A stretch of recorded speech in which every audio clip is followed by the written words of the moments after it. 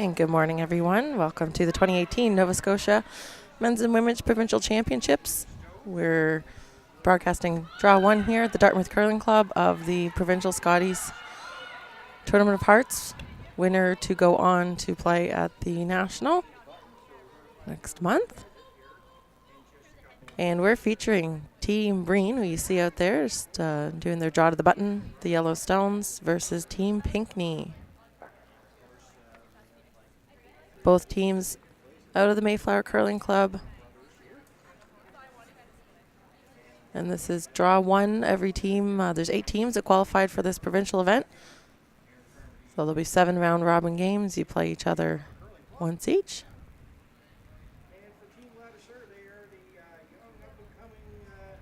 Just waiting for the confirmation on the draw to the button. Looks like that one covered the pin.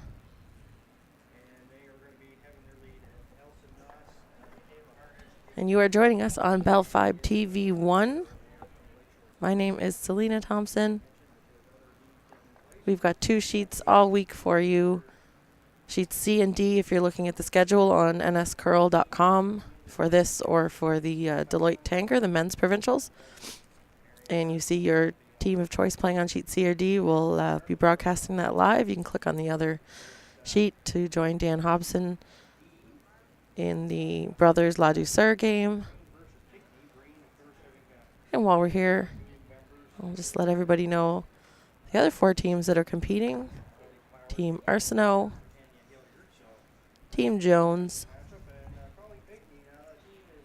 Team McDermott, and Team McAvoy.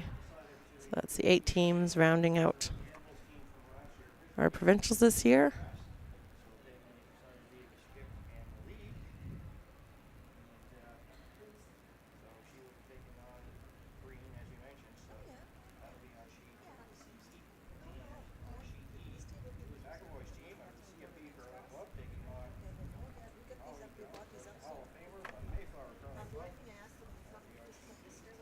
Try to keep you updated throughout the games as well with what's happened on the other sheets.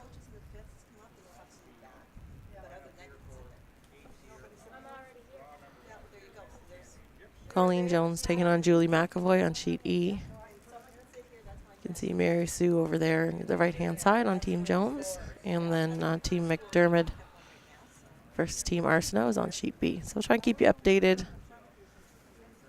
Hopefully teams post the scores.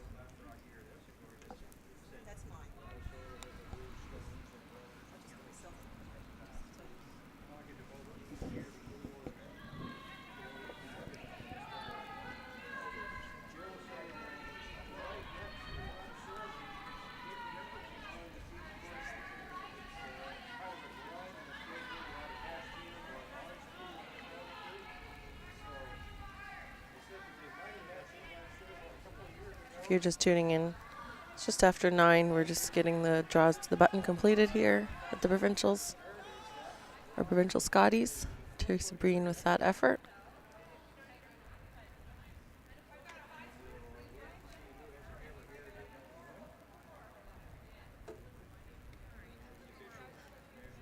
And then we see Team Pinkey in the background.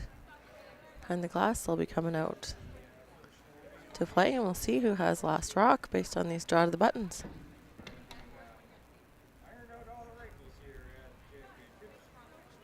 I think all teams are a little excited to get this first draw underway.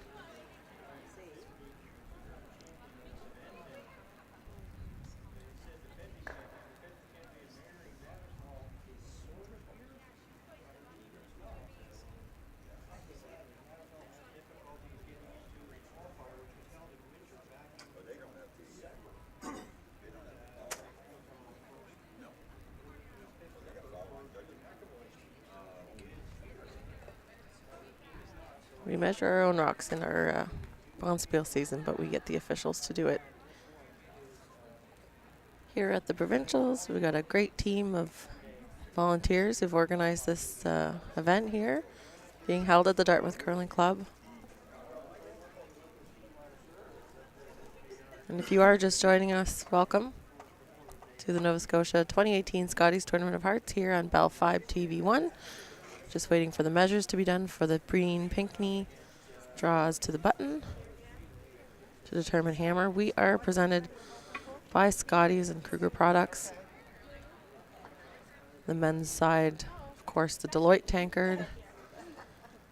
We're also proud to be supported by Bell 5 TV1 and AMJ Campbell.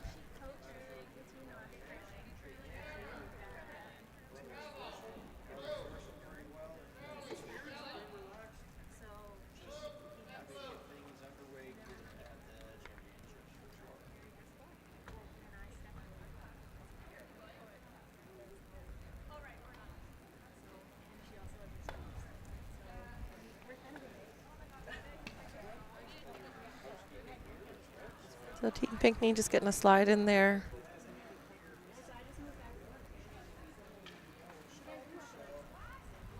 As they had first practice, Team Breen with second practice. Hammer goes to the blue team, that's Team Pinkney. The skipper, Colleen Pinkney. She actually throws the lead rock, so she's in the back right waiting to throw. And she'll go down, hold the broom for the rest of the end. But here on Team Breen, getting us underway here with the first rock of draw 1 of the Scotties, Amanda Simpson.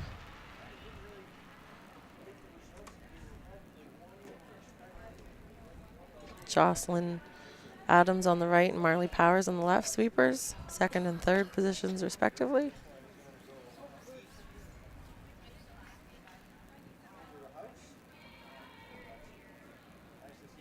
We've got 10 end games here at our provincials, 38 minutes of thinking time on the clock for each team, so that doesn't include the time your rock's traveling down the ice, only the time to call the shot and to get the throw underway.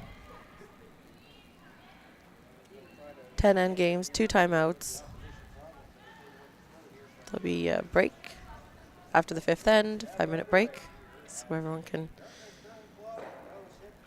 rejuvenate, refresh, hydrate, all that good stuff. But we're seeing no surprise here. I think we'll see on most of the sheets is the team without the hammer just coming into the rings. Everyone gets settled. It's your provincial championships and your record counts. Usually what happens, 3 losses is on the fence for being in playoffs.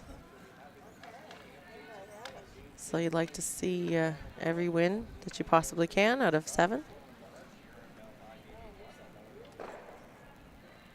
And so with the throw, that was Colleen Pinkney, skip of this team from the Mayflower, but throws throws first rocks.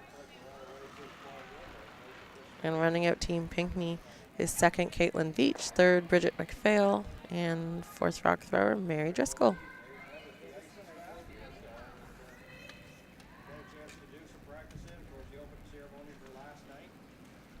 So Teresa's looking for Amanda to put this one in again. Looks like it's coming up a bit light. They're working really hard just to get it as tight as they can to the rings.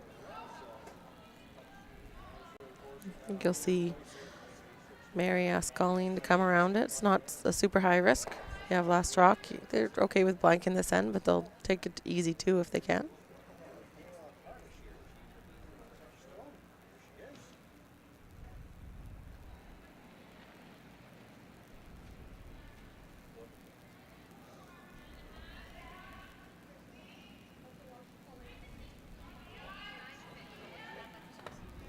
So teams practice the draw in their pregame practice.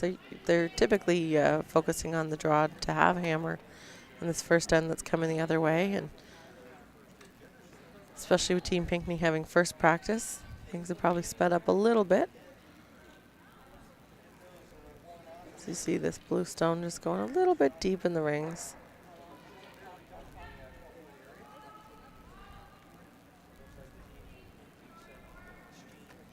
Teresa's not going to play this too aggressive. You can see the blue stone, so get rid of it. Keep 2 blue yellows in play. They're going to try and force this end, and if that stone were still early and then came up light, they can likely hit their way out. So you got Jocelyn Adams up next.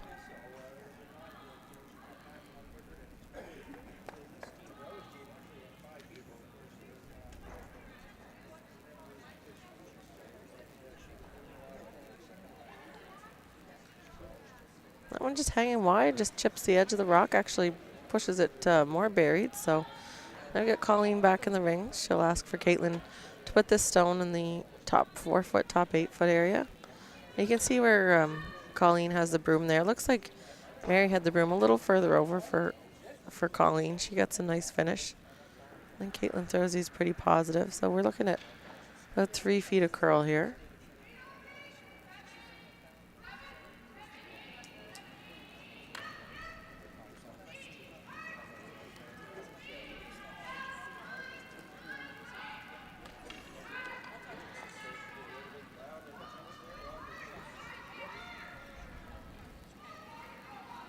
Speed's looking pretty good on these stones. Caitlin didn't kick out of the hack too hard, so I think we're going to see some good split times here. So nicely played there by Caitlin. You always want to keep those stones in the front of the rings. It's not really helping you if it's to the back. It gives a little bit of an out to Team Breen, who's just had 2 misses in a row.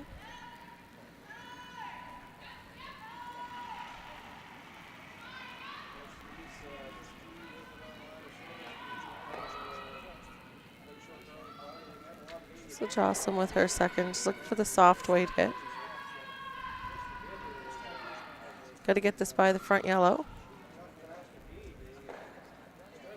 And it does, and oh, so close. I don't know if they were pretty close to the front guard. It would have been hard to get that a little more thick and clip the back one. We're looking for the same shot from Caitlin. Likely going to be played with more of a down weight.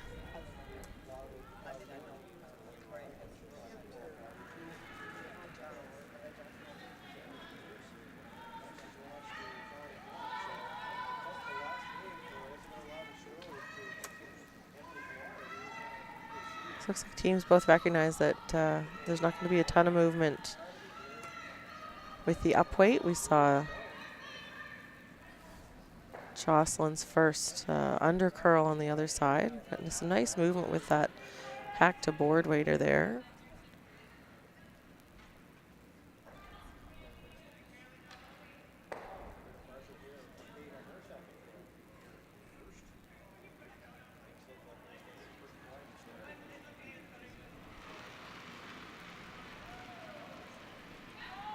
So here's Marley Powers again.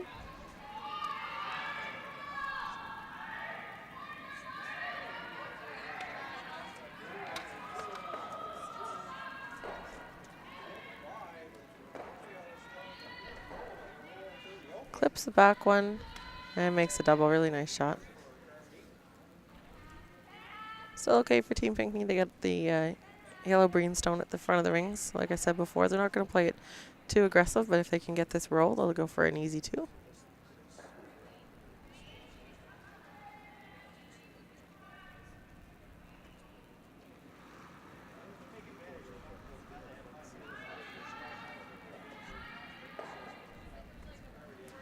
And as I look across the sheets, everyone, there's only 1 or 2 rocks in play, really. So much the same as on this sheet. There's just, that's the second time in this end at a rock running down that outturn side away from the glass has run a little straight and rolled out. So chance for Team Breen if they want to keep things clean and try and force the blank. They could hit their own guard there, but 10-9 game, they're long, but you try and take every opportunity you can. So with a guard and a chance to draw open, or not draw open, draw behind the cover. So I'll ask Marley to do that.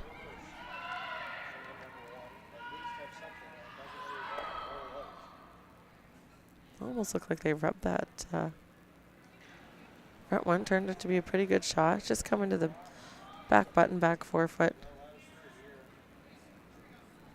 So this is a pretty aggressive here call from Colleen. Needs to be made well from Bridget.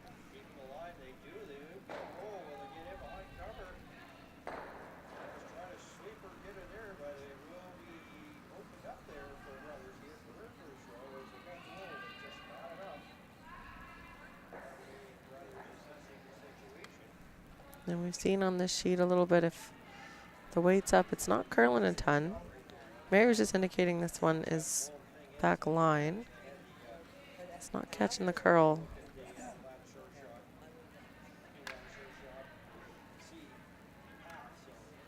And just through the rings. So that's why that call, I was thinking, was fairly aggressive. There's a lot of ways to miss it and not a lot of ways to make it. Teresa will look to cover this up. I think she'll probably try and tuck this one around top 12 foot. Just get it partly behind the guard so that there's no double on the yellows in the rings.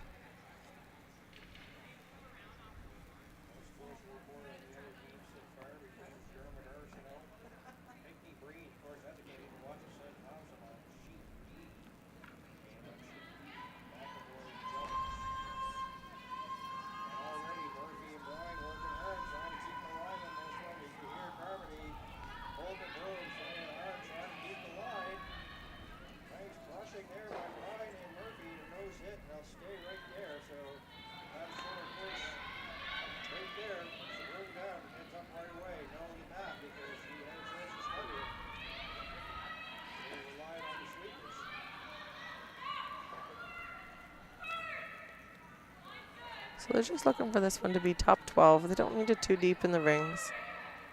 Like it to be in the rings, though. Jocelyn and Amanda working hard. Want to get it by that front one, and they do just. It's a great shot there from skipper Teresa. Now for Team Pinkney now, it's the bail, and it's on mate's second stone, so they're getting down to the end. I think, you know, to be safe, you'd like to hit something. See Colleen starting to call the hit, but no one's thrown a draw there, and you had first practice. I think this is a safer call. Get all three stones moving. And as I say, it's Bridget shot. We're actually on skip stones, of course, because Teresa just threw. So this is Mary's first of two.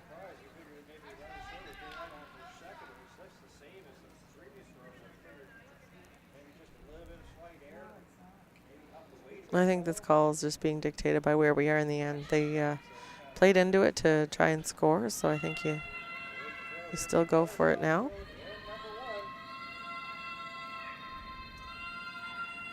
You play the hit, you're trying to bail and secure your single point.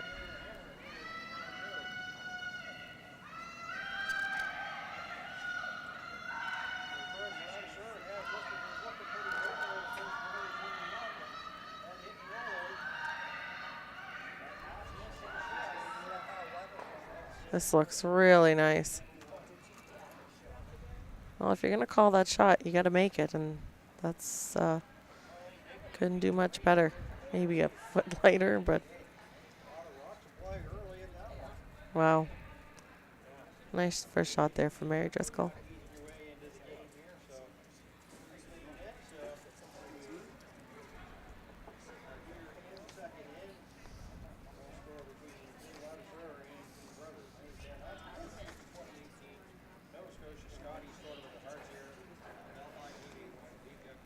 So now Teresa's got to try and do the same thing.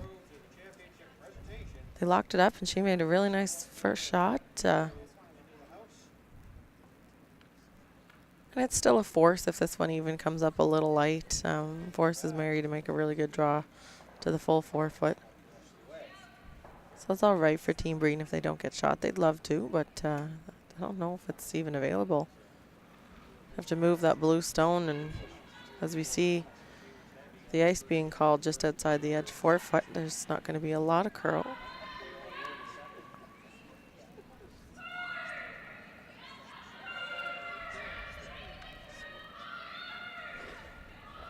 Marley Powers calling them on, but I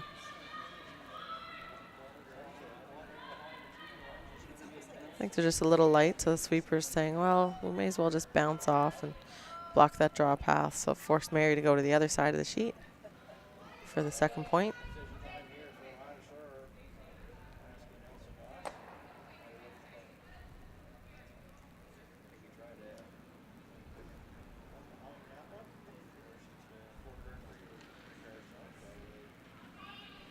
So last shot here, Team Pinkney and Mary Driscoll throwing.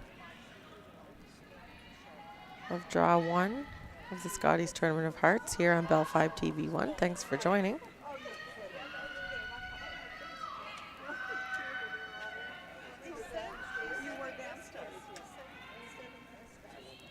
That one will just come up. Weight looked to be pretty good. It runs into the one on the top 12 foot. So it's a single point for Team Pinkney there. After a miss on her last for Mary Driscoll, but a real peach on her first one to secure that single point. So Team Breen will have hammer going into the second end.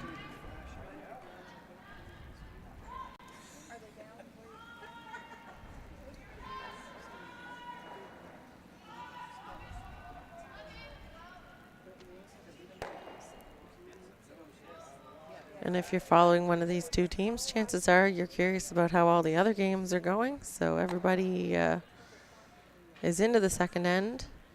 On our other feature sheet here on Bell 5 TV1, we had a blank in the Ladouceur brothers game. Jill brothers with hammer there. Arsenault scored one in the first against McDermott.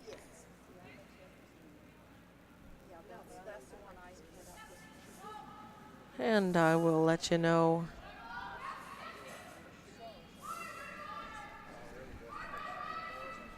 what happened, although it looks like it might have been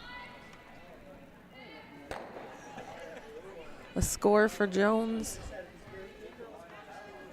or a blank end in the Jones-McAvoy game.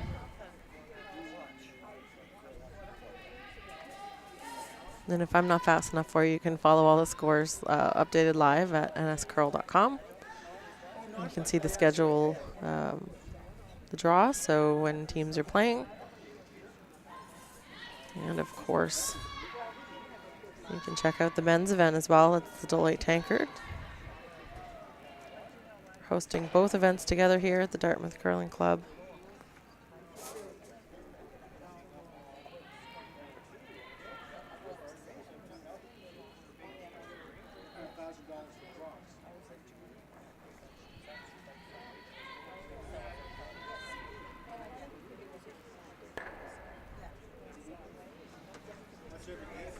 So Colleen put her first stone just off center line, tight to the rings. We do use the free guard zone, the 4-rock rule here. The Scotties and the Deloitte Tankard, which means that until after the fourth stone has come to rest, you cannot remove your opponent's stones from play if they are in the free guard area, so that's in front of the rings. So Amanda just goes around it. She puts that stone just back tee, back button. I'd love that to be a couple feet higher, maybe in the top 4 foot. This just gives Team Pinkney and Colleen Pinkney, who's throwing right now, a chance to freeze to it and start to shut down the end.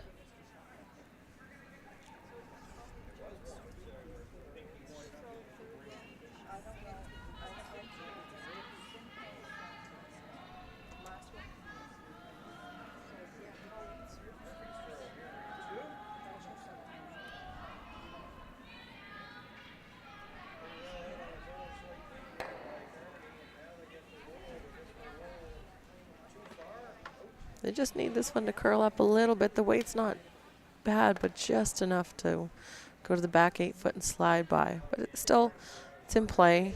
Teresa's going to ignore it and just try and put another one in a great spot there in the top 4 foot.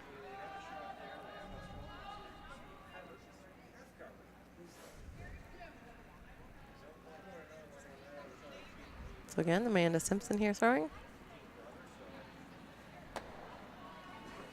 Amanda and Jocelyn. Jocelyn, the sweeper on the right there. They've played together, I don't know how many years they've played together on various teams. And I believe it's their 4th playing with Teresa and Marley's first year on this team.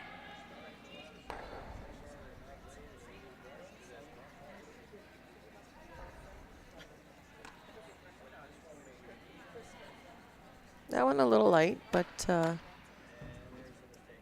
still pretty good.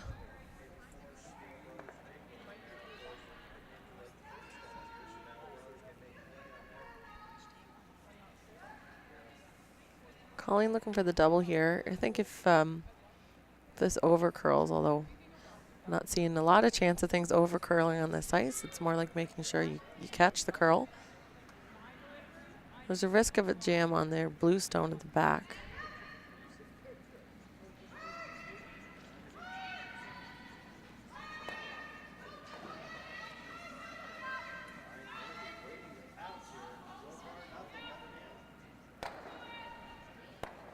Someone over curled. It got their own, but I think the yellow that was run back will be removed from the ring. So that's not bad. They've got two stones in the front that they can run back. I don't think they're overlapped. You can see there from the camera that you have access to both those blue stones. They didn't want that one to curl quite as much. They would like the shooter to stay out a little bit more to the left as we're looking at it. So Teresa's not panicking. She'll go around. She could peel the guards if she wanted to keep it really clean, but I think in this case she's seeing a bit of an overlap on the blues, so good chance to put a second one in play. So this is Jocelyn Adams.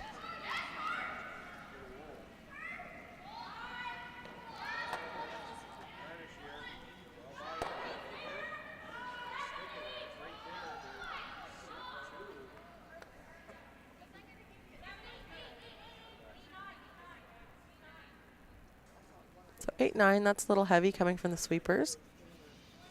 Here Amanda's saying 8 or 9. So this team uses what would be the 10 zone rule. So 1 through 3 is their high guard, halfway guard, or a tight guard. 4 top 12, 5 be the top 8'6". And you can keep going from there. So 8-9 is back house, which is exactly where that ended up. But it's still in play, so Team Pinkney's the team that really, has to make a nice shot here. Not running this blue back with a lot of weight. She's just asking Caitlin to tap it back. Use the fact that the Breen yellow stones are at the back of the rings to their advantage.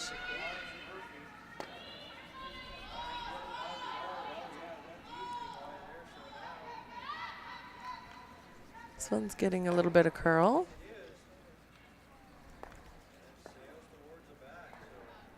Not sure if it ever had the weight to make the tap, but they rubbed off the front and might actually work in their favor, since now they're more accessible than they were before. Teresa asking for the hit and roll over here. I don't think either of those blues outcount the yellow at the back, but they're at the front of the ring, so Teresa's recognizing that they're useful. It's a bit risky to hit the center one, so she'll hit the side one.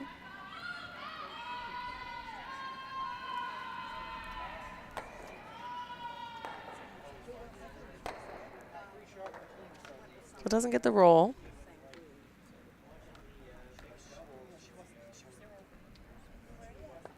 Hard to tell if that stone's actually on the rings. Colleen just went to take a look. The same tap that Caitlin played is available for Bridget here. I think that's what Colleen's going to ask for.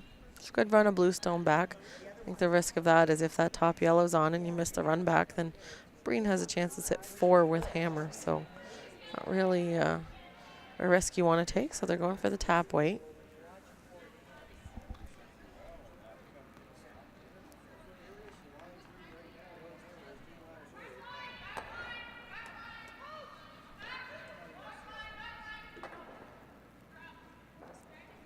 So backline waits the call here from the sweepers.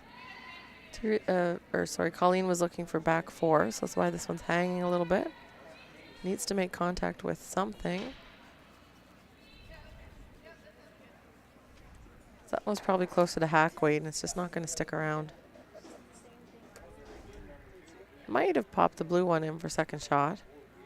Again, that's a tough stone for Teresa to deal with, because you don't really want to hit it and risk jamming it on your own.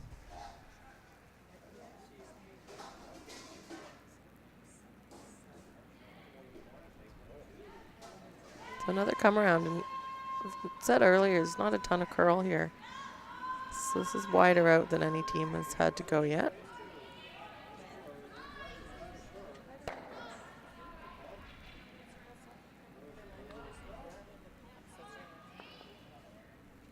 Marley might have put a little bit extra on that just because going out to a fresh path that wasn't thrown in practice.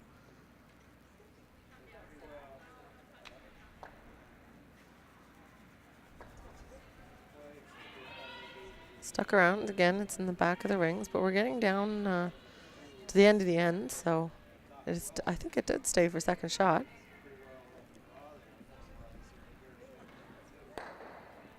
The tap's still there for Bridget that they've been playing a couple times now. I think what Colleen's seeing is if she plays on this side, Bridget can be heavy and go to the backing and start to cut down the scoring area this way. Because they are facing a couple points now from Team Breen.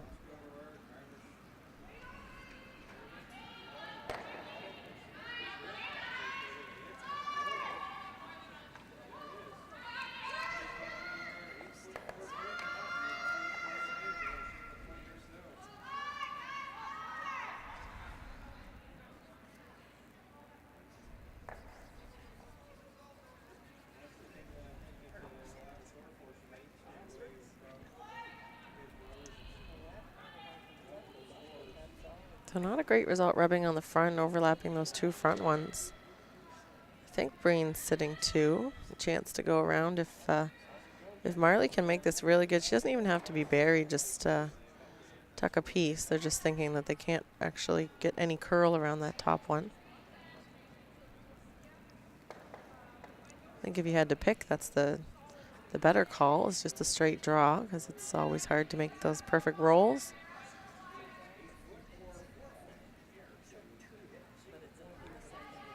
It's pretty important for this to be in the top of the house, though. I suspect Team Pinkey is going to be coming around this side no matter what.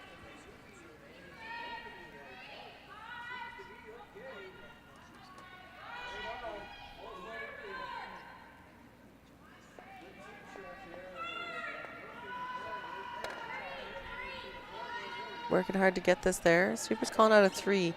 That wouldn't be in the rings.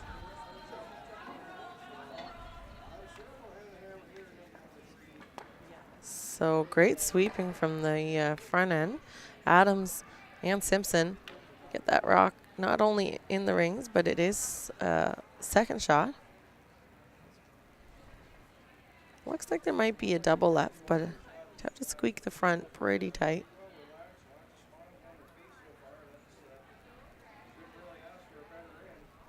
So what you see sometimes with the teams, they play with a little bit of a different lineup. So in this case, with Colleen throwing the lead stones and Mary throwing the fourth, is sometimes you'll see the fourth rock thrower come down and talk about the shot.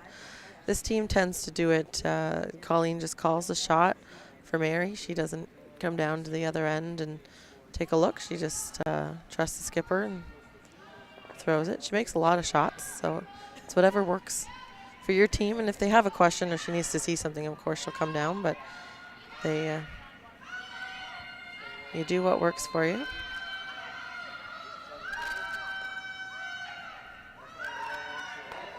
So playing this come around, they got to get it by the top one and it'll rack. Third shot though.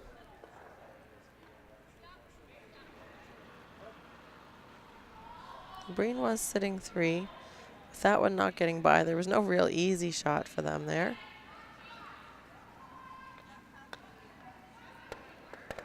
Without them getting that by, Teresa will have a hit here. She's playing the intern, come the other way. On the stone that Mary just threw and trying to roll the shooter. You can see there, you can probably see at least 7/8 of that stone from the hack. Looks a little better from the other camera angle than it does from the overhead.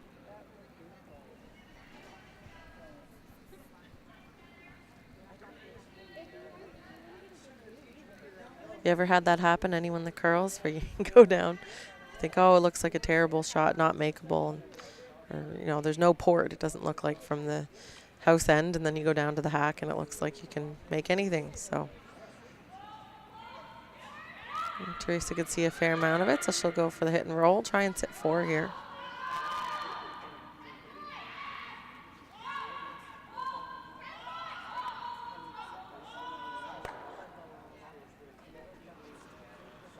And she just got that little roll, tucked it a piece behind.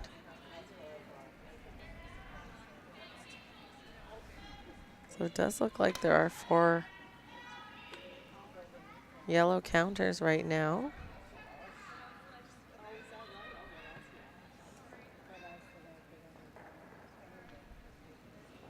and a suspect 5th one as well. It's a big shot earlier in the game for this team Pinkey, who haven't really been missing by a lot, but a couple wicks in this end.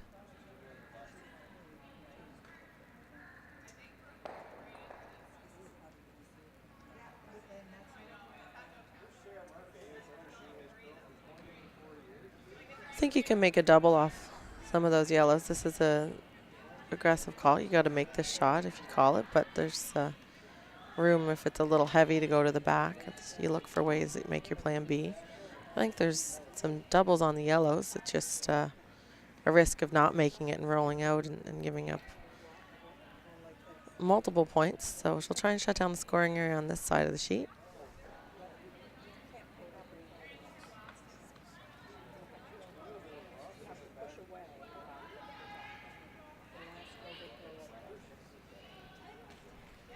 So it's Mary Driscoll here with her last rock without hammer. Playing 2, looking for a draw right into the 4-foot.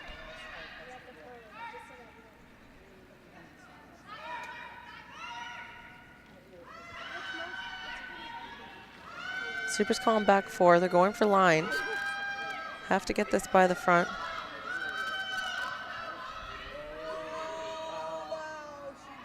They got it by.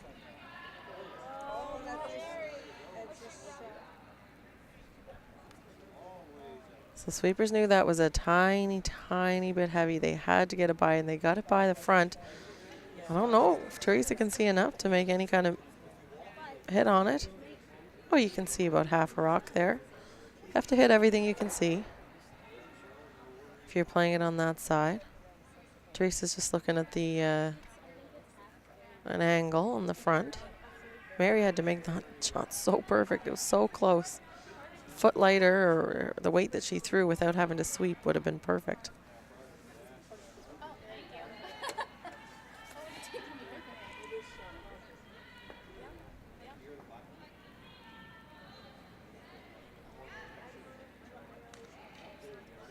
So I think they're playing on the wider yellow. With the ice being so straight, but this may be the ice for a softer weight onto the top one, actually. Might be the more natural angle. Just doesn't look like she can see enough of the top one.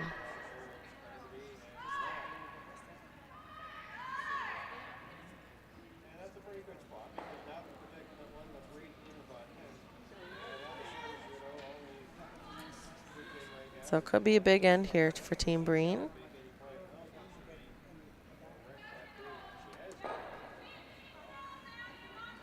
They need to get that blue counter off the button to do so.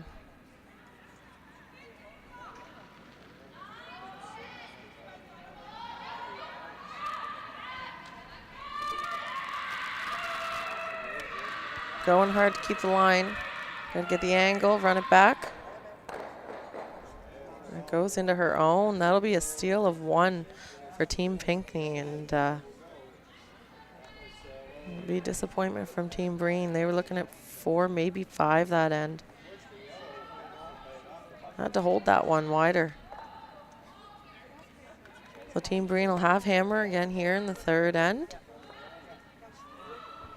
And if you picked up partway through that 2nd end, you can see on the scoreboard there, we're featuring Team Pinkey and Team Breen, 2 of the 8 teams here at the 2018 Scotties Tournament of Hearts, Nova Scotia edition.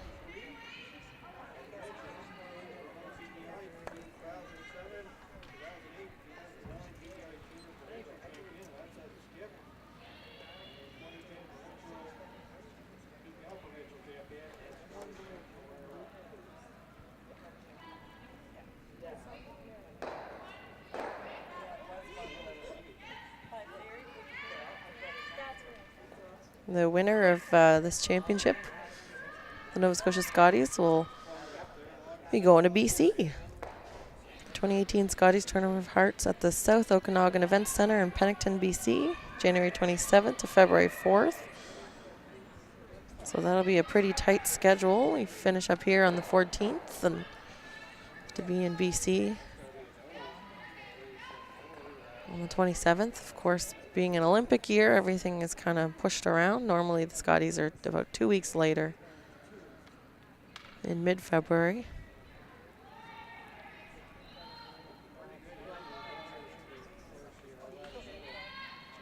But with Team Homan going to be representing at the Olympics, Scotties are earlier, and Team Homan would have been Team Canada at the Scotties.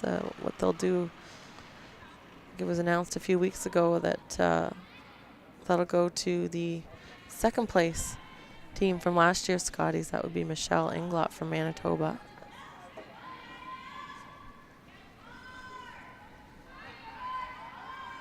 So down by 2 points, Team Breen here. That first stone from Colleen Pinkey was in the rings in the back 4 foot, not in a great scoring position. So Teresa could have put the corner guard up. She asked Amanda to hit it, so we've got another open end shaping up here. I'll look across the sheets and the third end of the other games. We're getting a little bit of excitement, some corner guards in play. Arsenault and McDermott are tied at 1 apiece, playing 3. Brothers took one on La Douceur in the second, so up 1-0. And after blanking, it looks like Team McAvoy blanked the first against Jones, and Jones might have stolen in the second, so up 1-0.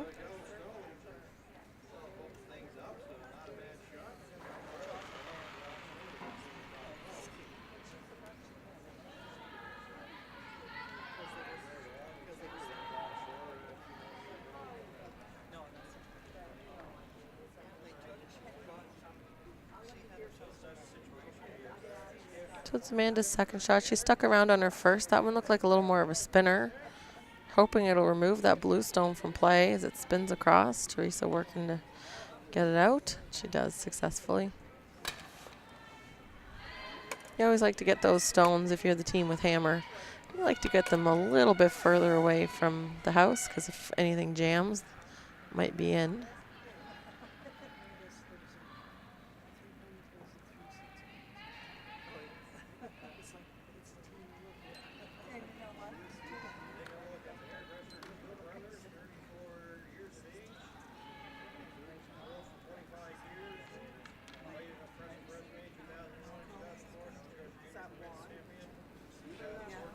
So Caitlin Beach putting this one into the house.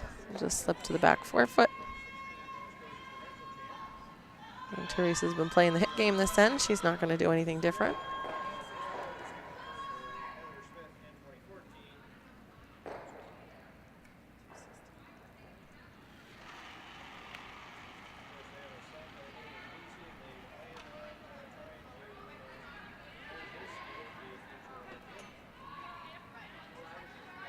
Getting a little bit of curl here. This is the first time I've seen a hit, you know, with pretty solid weight start to move. Teresa was looking for a roll toward the blue stone over on the other side. So for that to over curl, it's a bit of a surprise. We'll have to watch that. Certainly we aren't seeing a ton of curl. We see Team Pinkney trying a lot of those come arounds, and they've had a few wrecks, but they're playing very tight ice.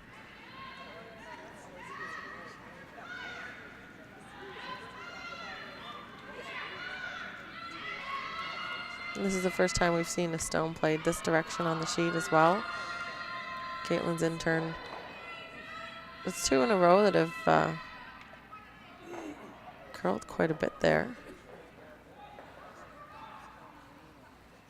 That intern side. Now we see Teresa going for the corner guard. She's been playing very defensive and will now put up the guard, and then it'll be Team Pinkney's decision whether to try and cut things down and force or to peel the guard.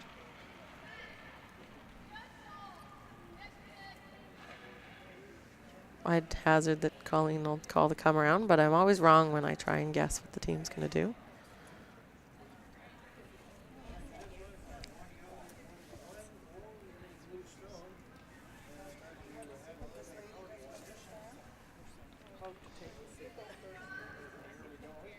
Of course, I'm really wrong if the guard slips into the rings because Colleen's not going to do anything but hit that one.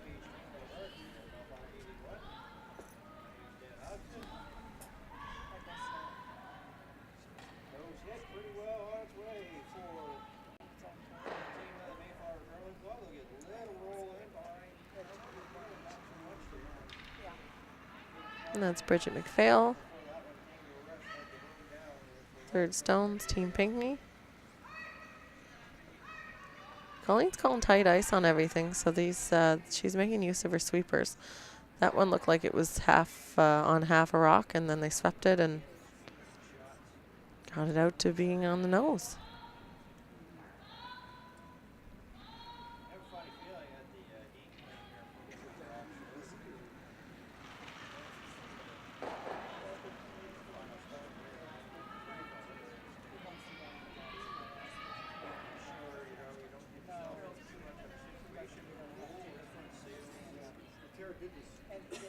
We're getting that. Team Breen, I think, is just, they've just had a couple more of those shots go out, so maybe just giving a little bit extra ice or throwing that positive weight.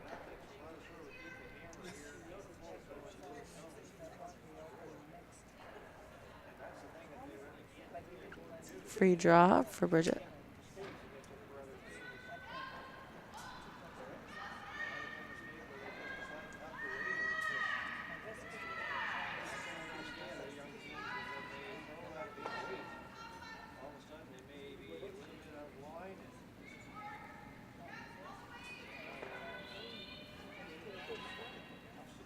Caitlin and Mary working hard to get this one in the rings.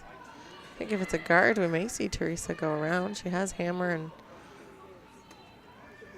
and has been playing defensive but waiting for opportunities. Waited for a miss. Called the corner guard. That would have been light. I think we might have seen her go around. She's going to try and roll the shooter in on this one.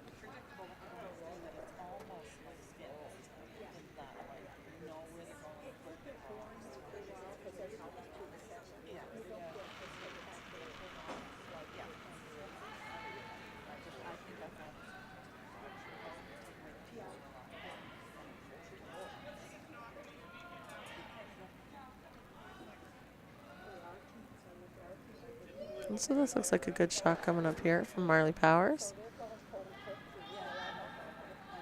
That was great. Hit the shot stone, rolled your shooter over, and it's actually in front of, a little bit in front of that back stone, so they could get out of this with a jam.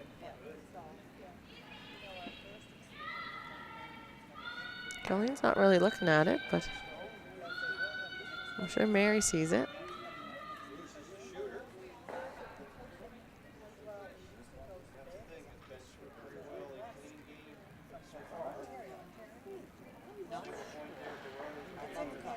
So Mary Driscoll, last rocks for Team Pinkney.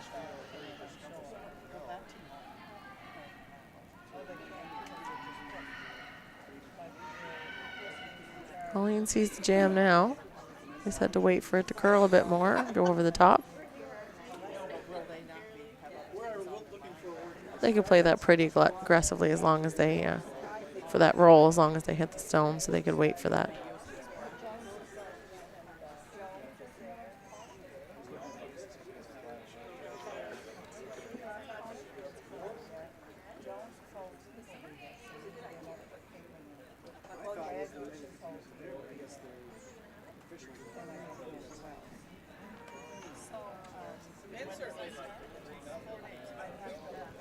So easy call here for Teresa Breen, just hit it.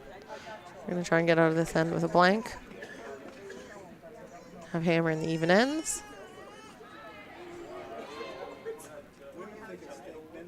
I have a feeling Teresa kind of liked the last end until Mary Driscoll made a really, really good draw. So probably likes those even hammers. Try and do it again in the fourth.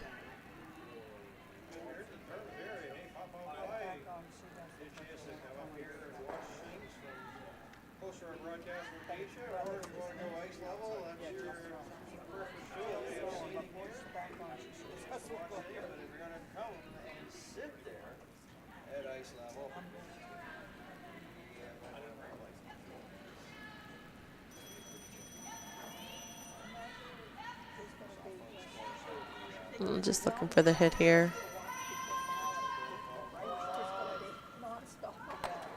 It's very sensitive to sweeping, we're noticing. If something looks a little tight, you sweep it a little bit, it backs it up, and then you can just watch the line hold. So this will be the blank attempt for Team Breen. Last shot here in the third.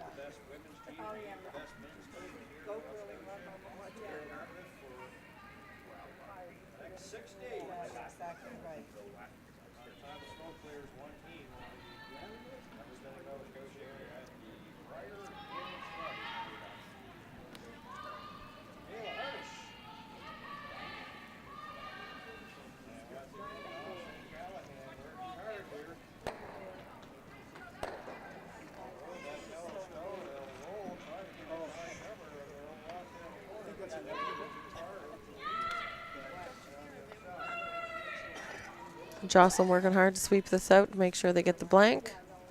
Looks good to me. Well done. So that'll be no score in the third there. Team Breen will retain hammer, down 2, playing 4. Here in draw 1 of the 2018 Nova Scotia Scotties Tournament of Hearts, presented to you on Bell 5 TV1. I'm Selena Thompson.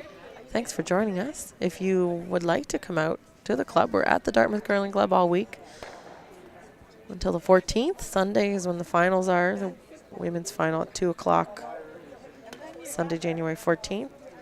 And the men's, we're co-hosting the Deloitte Tankard, the men's finals, 9 a.m. on Sunday. Tiebreakers if required, and semifinals are on Saturday, and we've got round robin coverage on sheets C and D for both events. If you look on nscurl.com and you see your team playing on sheet C or D, then you can bet. If you click the link, you'll be able to watch the game.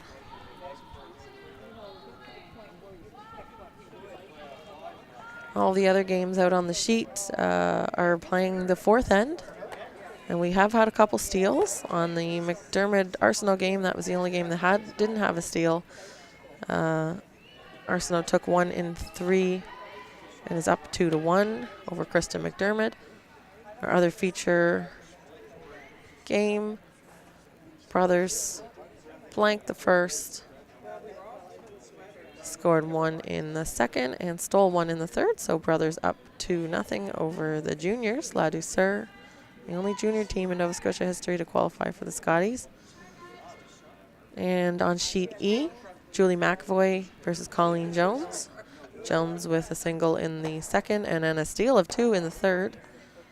They're up 3-0 over Julie McAvoy. And back on our sheet, we saw the first one from Colleen Pinkney come into the rings, and now the corner guard from Amanda Simpson. It's interesting in the last end, I think Colleen Stone was back 4 foot, so not in a great position, and Teresa elected to hit it, and now there's a better scoring position for Team Pinkney, but we're getting the corner guard, and that's just dictated because it's an even end. Teresa'd like to have hammer in the even ends, so just going to try and score an even and force in the odd ends.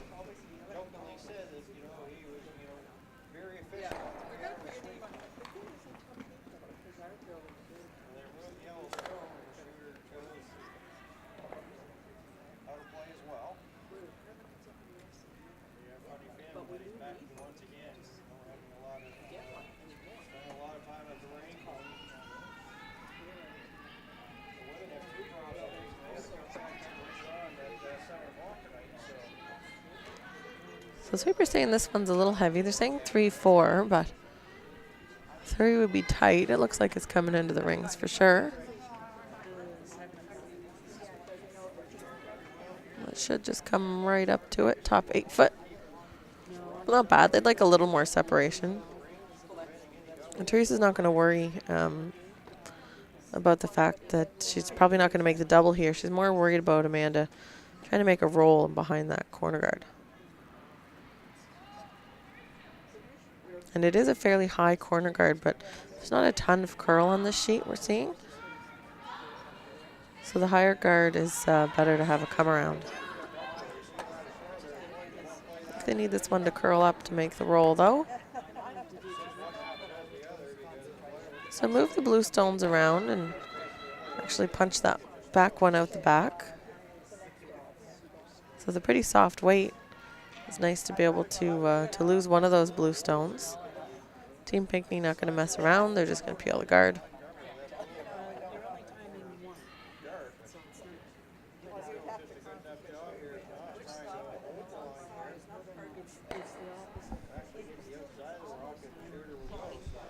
Team Pinkney's okay if Breen continues to blank.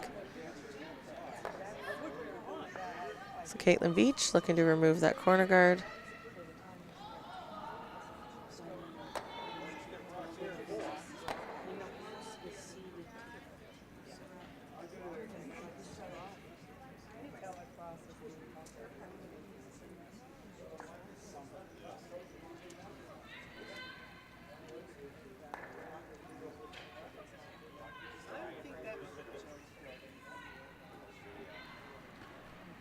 Jocelyn Adams will put the corner guard back up. It's pretty low risk. We're still early in the end, only on second stones. Don't need to panic and bail here. Teresa, I think, is going to go fairly hard. See if they can get a miss out of Team Pinkney. Maybe a nosed peel. Have something to come around.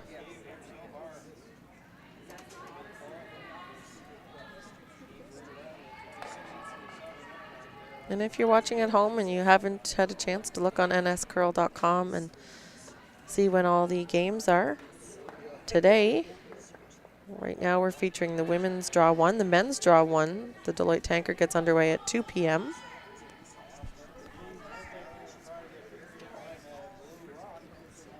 And we'll be featuring Dacey versus McDougall and Murphy versus Fleming. And then the second women's draw gets underway at 7 p.m. And I mentioned it's a round robin, so all teams, 4 sheets in play, all teams on the ice at all times on the men's and women's draw, and they just play a round robin. So we did get the miss there that Team Breen was looking for, a nose peel. So they'll go for the come around and look for their 2 points here.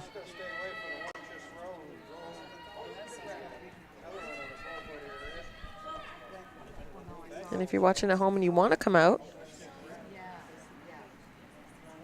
we're at the Dartmouth Curling Club. That's on Canal Street off Portland and Dartmouth. You can get in for $5 for any game. And if you want to pass for all week, we are here through to the Sunday the 14th. It's $30 for a pass. If you want reserved seating, tack on an extra $10. And I think that's pretty worth it.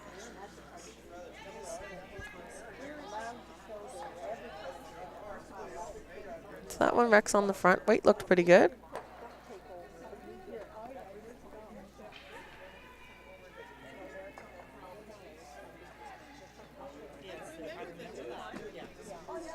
Colleen just saying she doesn't know about peeling because you run it in to the side or into the one in the rings. It's a pretty big risk. I think you would be pretty safe peeling just that yellow stone. I know you leave a corner guard, but it's a far over corner guard on straight ice. It's hard to use.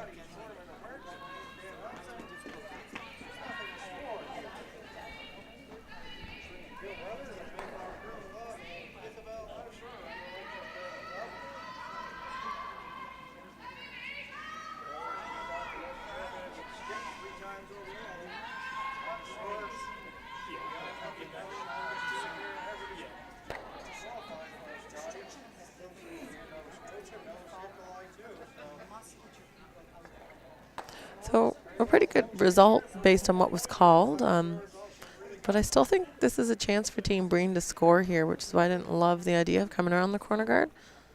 Of course, full disclosure, I play a fairly defensive game, so that's my preference. And I know that Colleen Pinkney's not scared to have rocks in play, as we've seen in most of the ends so far.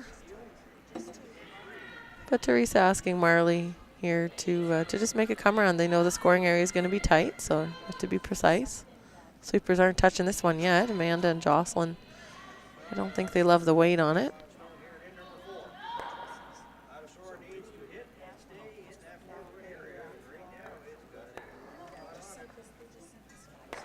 And that one's just heavy, and that'll slide right through the rings. They were looking for a top 8 foot, which would be sweeper's weight.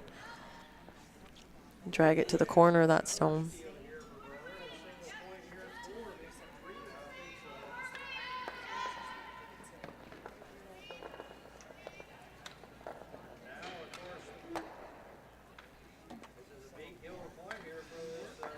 So another come around here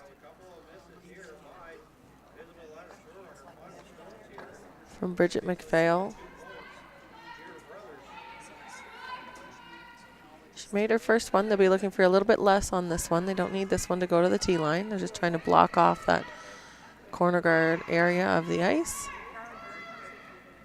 This one certainly looks like it's less weight, so we've got Caitlin and Mary working hard to get it by that yellow stone at the front. So I think they'll wreck, but if they can block off the center, that's not so bad either. You might force Teresa into a different shot here. Looking at the run. There's a double on the Blues too. I think she's just trying to open up the scoring area with the shot as well.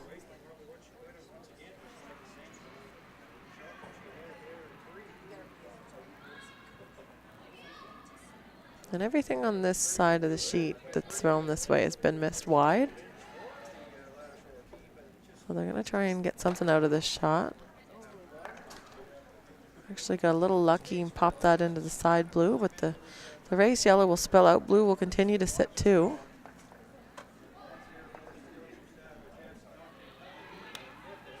And with that rock that was just thrown from Bridget being out front, it's a good chance to put another one in the top 4 foot. She might actually come on the in-turn side of the sheet, which we're seeing there. It's the other turn. Because that shot stone looks like it's accessible for a hit, so they're just trying to block off this path, this side of the ice. You see a bit of air between the, not much, but a little bit of air between the guard and the shot stone.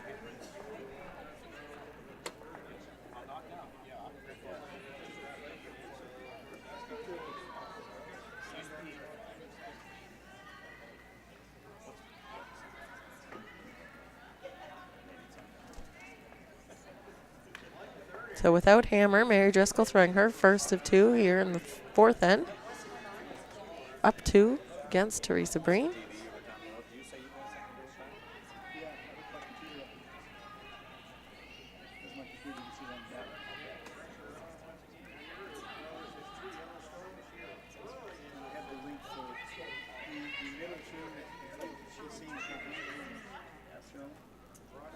Trying to get a biter out of that one, but didn't quite. That's okay. It's overlapped. It's just under the center blue stone. And so for Teresa,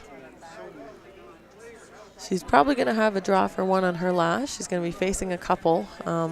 She could clear the front right now and give herself, try for an open hit or try to open up the 4 foot a bit more for a second shot, but I think she's just going to try and go for the 2 here. Make the come around. If you make it good enough, Mary Driscoll might not have an easy shot to defend against a 2. But you see this a lot. Earlier in the end, Teresa wouldn't have called this shot. She would have cleared things up. But we're on to skip stones, and she's going to need to draw the button or 4 foot on her last. So just go for it now.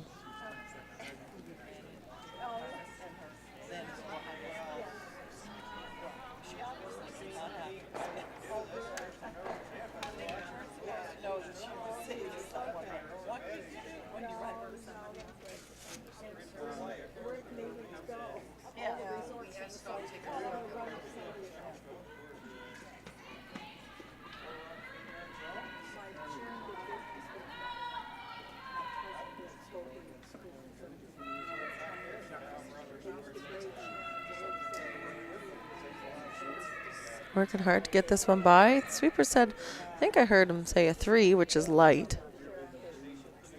And so even if they got that by, it was not there.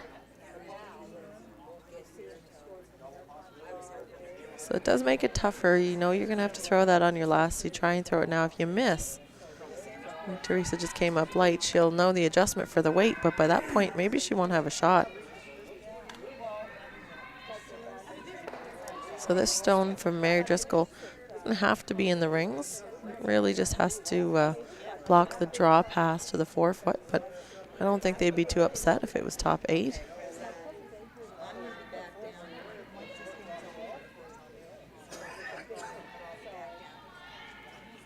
It's all about line, and then they can go for the weight afterwards. They're saying 2 on this one. So I'll just leave it and block that draw path. That's a good shot. Not going to be an easy way for Teresa to score. The path to 4-foot block. She's going to have to play fairly tight to that top one. It's not curling a ton, so we'll see what she can do here. This is a little wider out than anyone's thrown draws as well.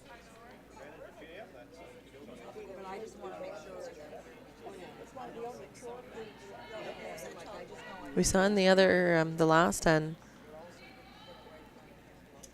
or may have been 2 ends ago, I think it was Marley Powers thrown, just gave a little bit extra on a rock that was wider out and went to the back of the house.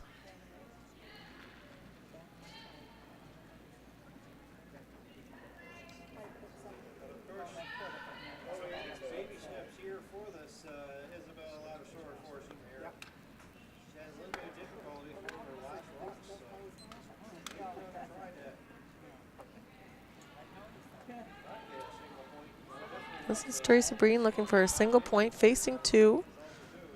Hasn't really had great opportunities this end, only really 1 chance to make the come around. They got this one by. They wanted to stop on that 4-foot.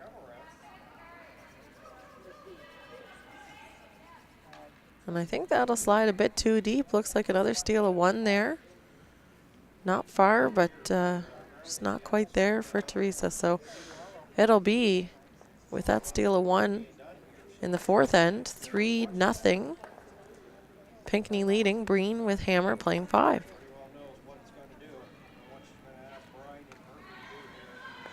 And you are watching the 2018 Scotties Tournament of Hearts for Nova Scotia here on Bell 5 TV 1. Other games out on the sheet. We've got 8 teams here. We're featuring Pinkney and Breen. Colleen Pinkney leads 3-0. Kristen McDermott with a 2 in the 4th end leads Marianne Arsenault 3-2. Jill Brothers is a steel machine on sheet C against Isabel Ladouceur. She's 3-0 as well. And then on our sheet E, Julie McAvoy picked up a single in the 4th, but still trails Colleen Jones 3-1. And they're all playing 5, just as we get the 5th end underway. Colleen Pinkney again skips his team, throws lead rocks. Looks like she threw this one a little light. They would have loved this to be in the rings, knew it was light, then tried to get it to hog. That'll end up a corner guard. Seen her first rock over curl a couple times. That certainly was a miss. That's a corner guard for Team Breen. You don't want to have that. Teresa doesn't have to call a corner guard. She'll just ask Amanda to come around this one. And I think Teresa's thinking we're not down enough points to warrant a second corner guard. May as well take advantage of the other team's miss on the first.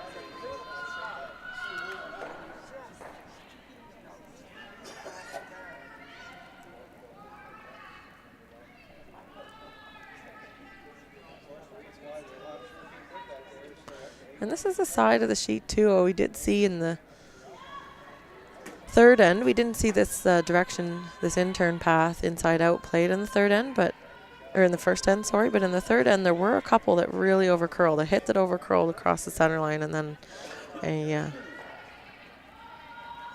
think it was a guard as well. Or no, sorry, it was a hit at the back of the house, even further out. So Team Pinkney, they're not really feeling like they need to peel here. They've been making these come-around draws.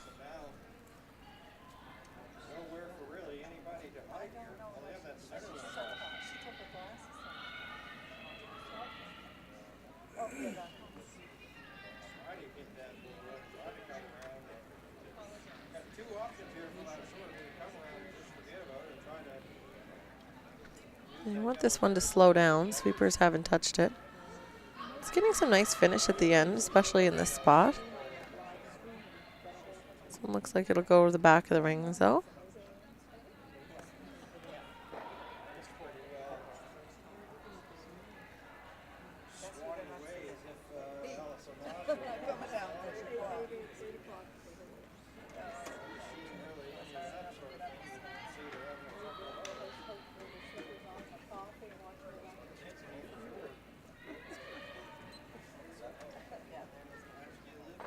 This looks like a corner guard call. We're still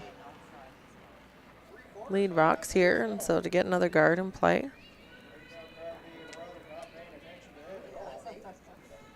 That'll be good for Team Breen. They need to get a little bit of momentum here. They haven't been playing poorly, just have had some unfortunate misses. Especially in the second end. If you weren't watching, Team Breen made a lot, Team Pinkey missed a lot, and then Mary Driscoll made a really nice draw, and they ended up stealing that end. So for Team Breen, who hasn't been playing poorly, they didn't have a lot going for them in the last end, but that's the first time that they looked like the pressure was being put on them. But Team Pinkney, they're ignoring those guards out front. They're just saying, well, we'll put a couple more in the rings here. So this is Caitlin Veach on her first.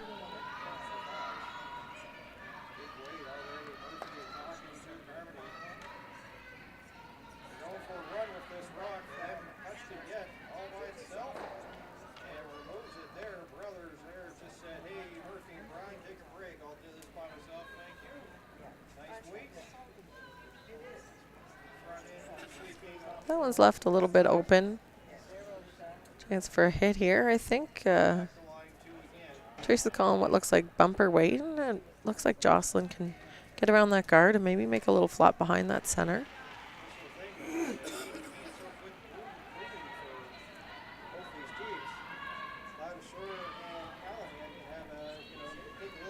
This one's hanging a bit. This is the path where we did see some good movement, but it wasn't until the rocks got to the center line. So I think now they'll play the flop the other way. Actually needed to sweep that a bit more. Ended up being in between, and that'll sit open. And we haven't, I'm trying to remember, I don't think I've seen an out turn be played this way, so we'll see. The in turn inside out on the other side of the sheet seems to curl, and it's fairly straight going outside in, so let's see a little bit of movement here as well.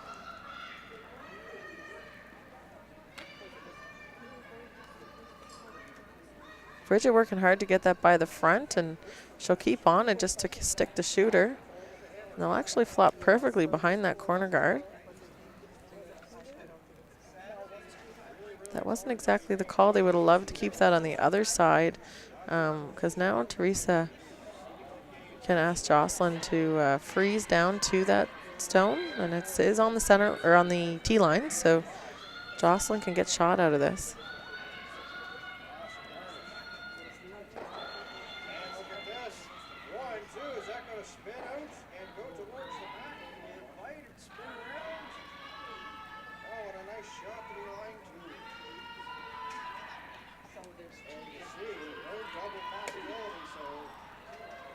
And again, this one's moving a lot.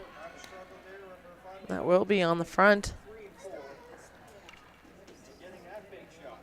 So that doesn't help Team Breen. They leave two center guards now. They opened up the blue stone on the side, but the problem is really that center. There's in-offs off the blue on the side, but you never want to be relying on that so much. I think Colleen's just going to ask. We're down to third stones. She's going to ask Bridget to just come in, put another one in the 4-foot, so even if there is an in-off played off the blue on the side, that they still have a good one in there.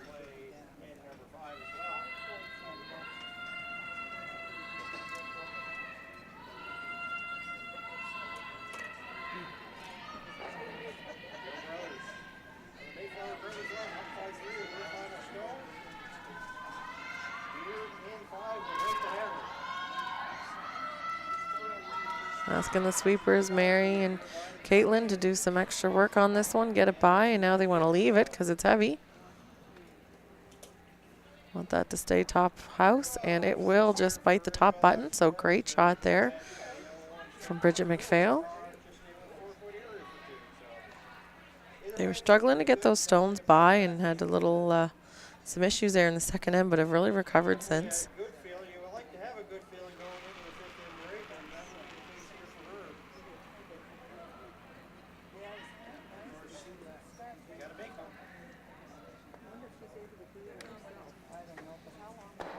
And Marley Powers with a nice double peel there. Loses the shooter and gets both yellows out of the way.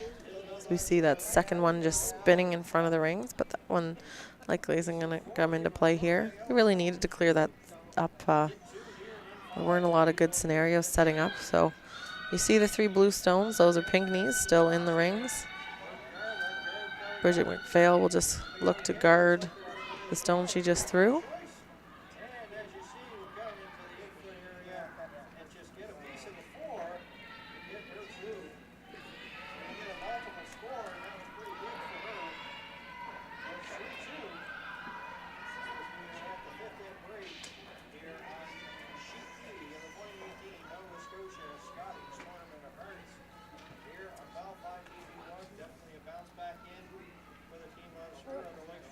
And that'll be a good result from Bridget. It's not totally in front of the blue stone, but enough that any hit on it would roll out. So I think Teresa's still going to have to run it.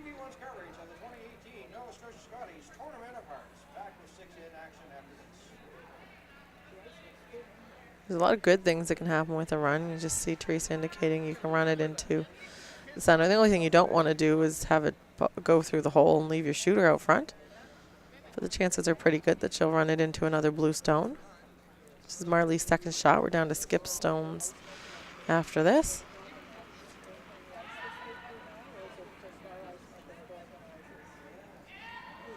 And this is where we were seeing that movement, this in-turn side.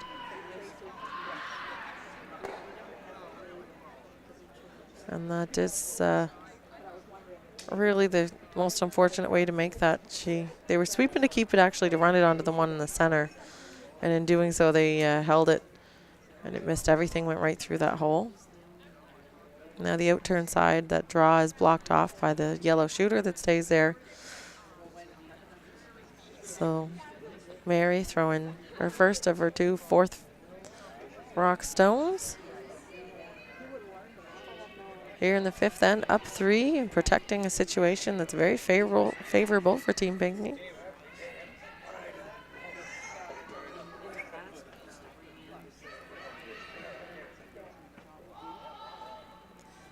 Just want to put that one back where it was, cross center, and don't really want it in the rings. That one comes a little deep. The further that is from the shot stone, the harder it is to make any kind of a double. I think Teresa will be good to leave her shooter out front, whatever the result is at the back of the rings. I think you want to leave your shooter out front.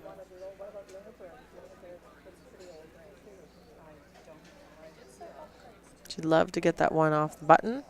Maybe roll her shooter in front of the other blue stone, at least partly.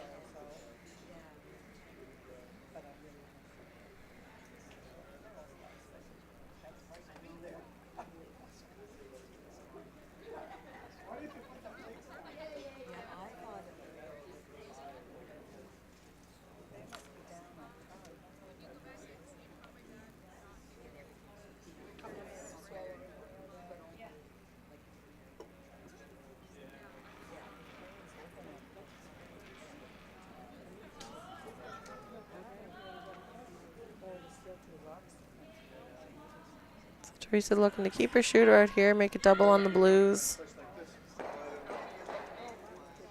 That one nutted, but she did leave her shooter out front. They're waiting for that one to curl. I think they could have swept it and had a slightly different result, but the shooter is out front. Shot stone is currently available, but I think Team Pinkney will look to guard that right now.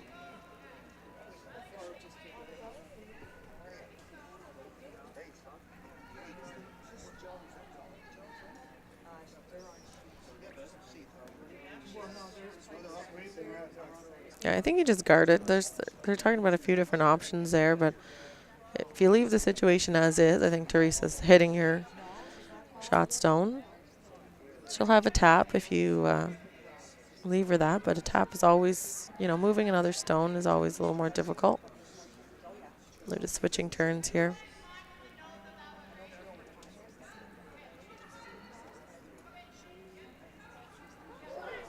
Yeah, they're just talking about what's the appropriate stone to cover. I think that's the best chance Teresa has to score, is to nose that blue.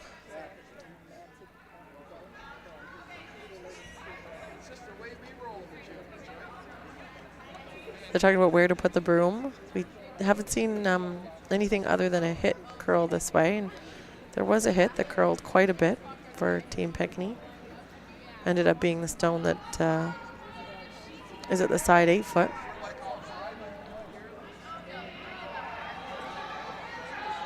So this one is starting to move. So this is an over and off snare. I think Mary was right on that one. She wanted a little bit of extra ice, recognizing that it is curling across the center line a bit better than toward the center line. And so that one will definitely over curl. We'll give Teresa a hit.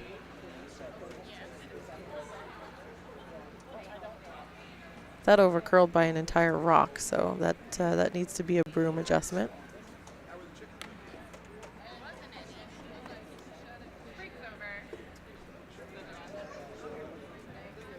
And if you noticed, it was a little quiet out there. It's because all the other teams were on their 5th end break, but they're back at it. We're the slowest game on the sheet.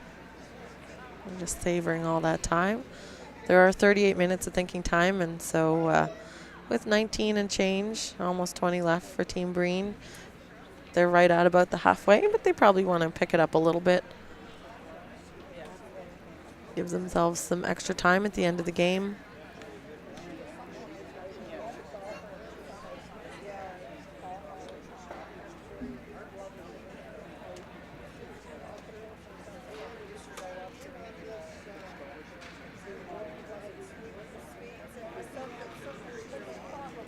So Teresa Breen throwing for a single here. Needs a hit and stay. And with this up weight, we're not getting the curl that we're seeing on the last shot. The draw, we're still on the front. So that'll wreck. Jams on the back, but we'll have to take a look. It's definitely a steal of 2. Perhaps even a 3. We'll see when they put the score up. But for now, we'll take our 5th end break. And it was indeed a steal of 3. So Team Pinkey will lead 6-0 going into this 5th end break. We'll catch you back here on Bell 5 TV 1 in 5 minutes.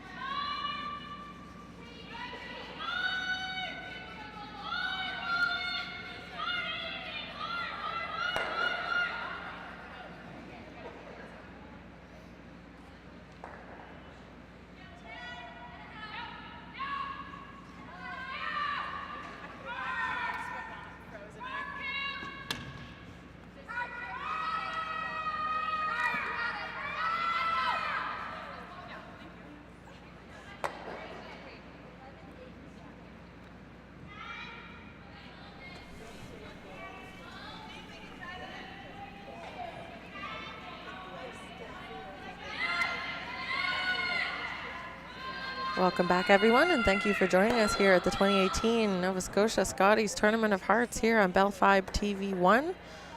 We're live at the Dartmouth Curling Club, draw 1 of this championship. 8 teams looking to move on and play at the Scotties Tournament of Hearts in Pennington, BC, representing Team Nova Scotia. We're featuring Team Pinkey versus Team Breen, and if you didn't catch the first half of the game, or you only tuned in the fifth end, it's a one-sided affair. Pinkey up 6-0 after 5, and it was a big steal of 3 in the fifth end that really doubled the 3-0 score Pinkey had. Team Breen didn't have a lot going for them the past couple ends. They had a really good chance for multiple points in 2, couldn't capitalize, and it's been all Pinkey ever since. So we see Colleen Pinkey putting that stone up. I think they would have liked that guard in the rings, up 6-0. You don't really need guards. This is giving Amanda Simpson a chance to make a come around here on her first.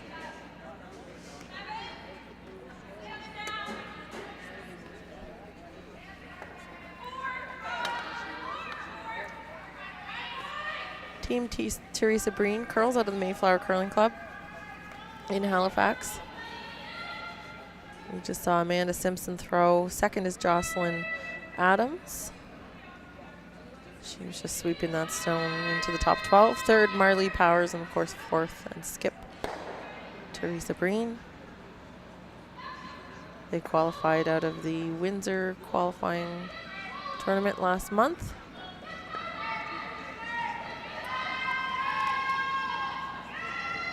Team Breen was the the lucky team. They got to play at the Road to the Roar in Summerside PEI last year. It was an exciting experience for them. Struggling a bit here in this game. It's Colleen Pinkey. They also curl out of the Mayflower Curling Club. I think a joint Mayflower and Truro. And actually, this Pinkey team has a 5-man team. Colleen throws the lead rocks and skips the game. Caitlin Veach is the second. Bridget McPhail the third. Mary Driscoll throws fourth stones. And Michelle McDonald's out with them a lot. Colleen Pinkey actually has 2 teams this year, this team plus her senior team.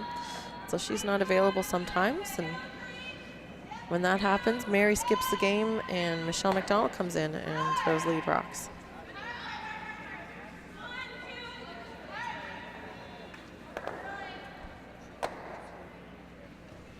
The Team Breen needs some points here.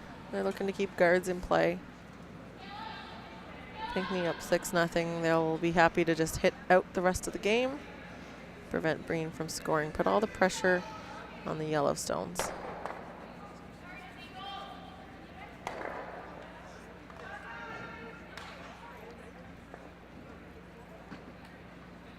It's not conventional. We see Team Breen throwing the yellow. They do have hammer. But the stones are center guards, and that's just because Colleen Pinkney's first stone was a center guard.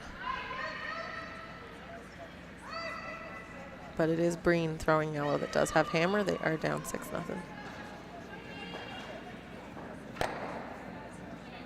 And the peel made Caitlin Veach.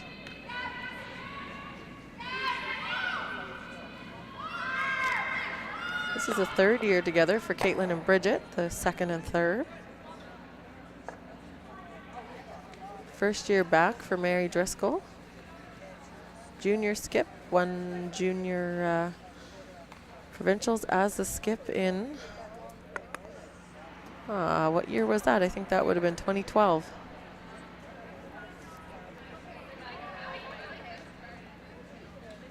And Colleen Pinkney, kind of a coach and mentor for Caitlin and Bridget last year, and they played with Christy Gamble, Michelle Lang, and those 2 sisters moved back out west to Saskatchewan. Former skip Christy was just participating with Chantal Eberly in the Saskatchewan Scotties. And they had a really good run, unfortunately lost a couple games at the end. We're seeing the team cheer on, so Colleen joined on this year. Throwing lead stones, skipping the game brings a lot of experience. may or may not have a senior world championship title under her belt. Caitlin just tosses that one a bit wide, so here's a chance for Team Breen, sitting 1 in the top 12, to put another one behind cover and have a chance to score a couple here. And when you're the team that's up 6-0, you know that inevitably you're going to give up a couple points, so you just try and limit it to 2 instead of anything more than that. Get the hammer back.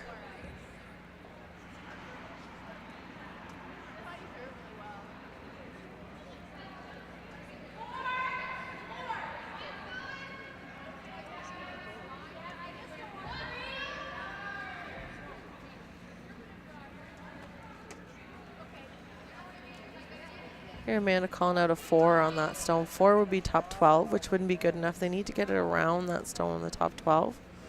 So it's just light. We saw a few stones heavy earlier. Teams, you know, are adjusting to the conditions. They did have practice yesterday. They would have been able to practice on all of these sheets. And I'm hearing that the ice was flooded over the weekend to prepare for the championships. And sometimes what that does is just makes it a little straight, but as it settles in throughout the week, see a bit more curl. We are seeing nice finish on some of these draws. The hits aren't really finishing in particular. More of the same from Team Pinkey, just a peel game here. They're going to want to get the shooter off. You could see those 2 yellow stones spring open. That's a pretty good result. They still leave the 2 stones out front and the yellow at the side. So still a great chance to score a couple here for Team Breen. They're going to leave the guards out front. I'm not sure if that top yellow one is splittable, but that might be something to think about as well if it comes down to it.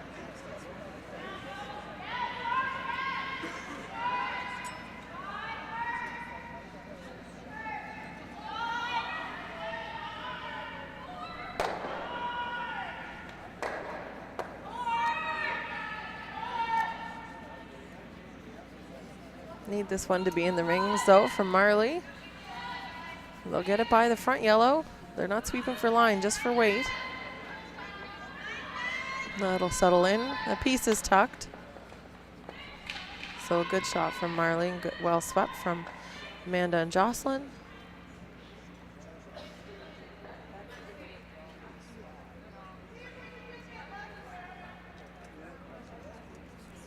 And you can see behind the glass there the standings board, the leaderboard. So as we go through the week, we'll get that updated. But of course, we'll keep you updated here on the air too. You can check out nscurl.com and see all the live scores and standings. The way this championship goes, top 3 teams make playoffs. If you have the best round robin record, you get a bye to the final, and the other 2 teams play off in a semifinal. But everyone's at 0-0 right now, looking to get their first win. Bridget misses the run back there and leaves the shooter out, so it's getting a bit complicated out front. The Team Pinkney having some blue stones around, but if you're Team Breen, you're looking to score, I think it's they're okay with it. Just sit a few. Just have to be careful that you don't leave a double so that Team Pinkney can sit behind cover.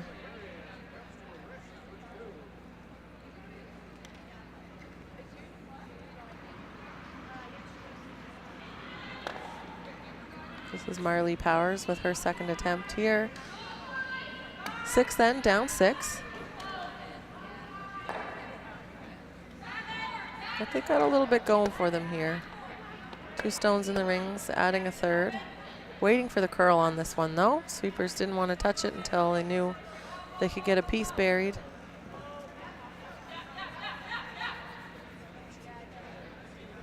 I think that's a pretty good shot there. There's no flat double on the yellows. I think there is one. If you hit just off center on the right-hand side of our screen, roll the shooter. There was always going to be some sort of a double that Team Breen left. But we're down to the end, so they're going to try and hang on for their 2 points.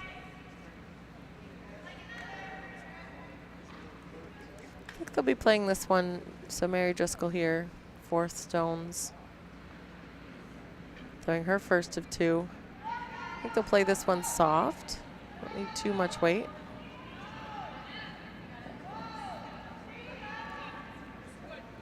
So you've seen so many rocks hang and not curl, and that'll do just that. The shooter rolls across the top of the rings and out of play. So Breen still sits 3. Really good chance to get back in this game here. Now we're looking at 3 points, maybe even 4. They'll be sitting 4 after this shot. Team Pinkney with only 1 left to throw. Just had a couple misses, missed a peel, and didn't make a couple runbacks or a double there. Teresa and Marley just talking about where to put this to not leave Pinkney a shot for a double. I think the call that they've decided on is just another come around, which I think is a good call. You're going to leave Team Pinkney a double. They're not going to try and make a hit and roll or anything too fancy. Just play lots of weight, try and get 2 yellow stones out of the rings, and you might have a chance to sit 3 after all is said and done. I think that would be a really good result for Team Breen this end.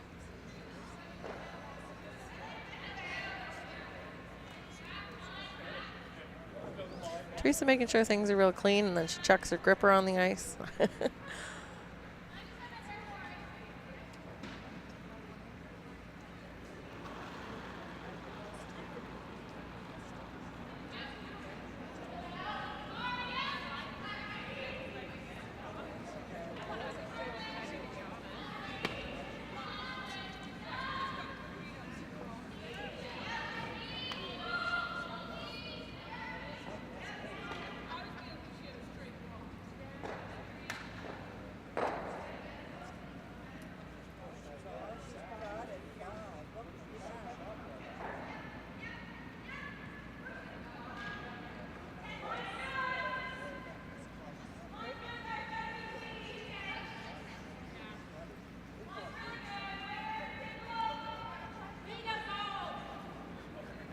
They're playing to the opposite side of the sheet. I said they might make the come around the center guard.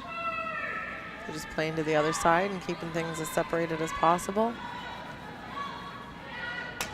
Just need to get this one in, and they do. Great sweep. And I don't think they've left a double, or a triple, sorry. There's still a double, but the shooter will probably roll to a good position. Mary's going to be throwing quite a bit of weight here. Her first one ran straight.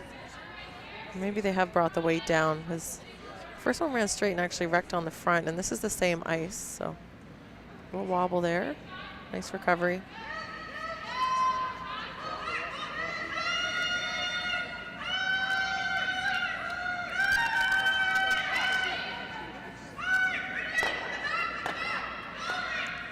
And they'll get the double on the back ones.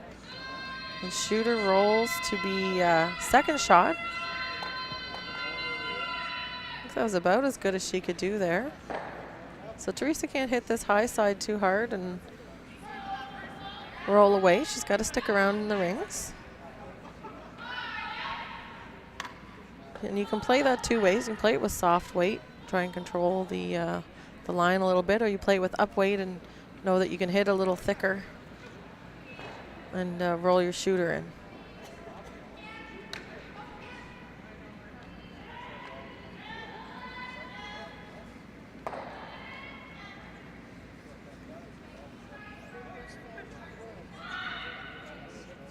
So sitting 1 right now, down 6 points, but a chance for 3. Needs to make a hit and stay. Just can't roll to the ring, to the side of the rings. Has to roll a tiny bit to the center line, I think. So this is Teresa Breen. Last shot, 6th end.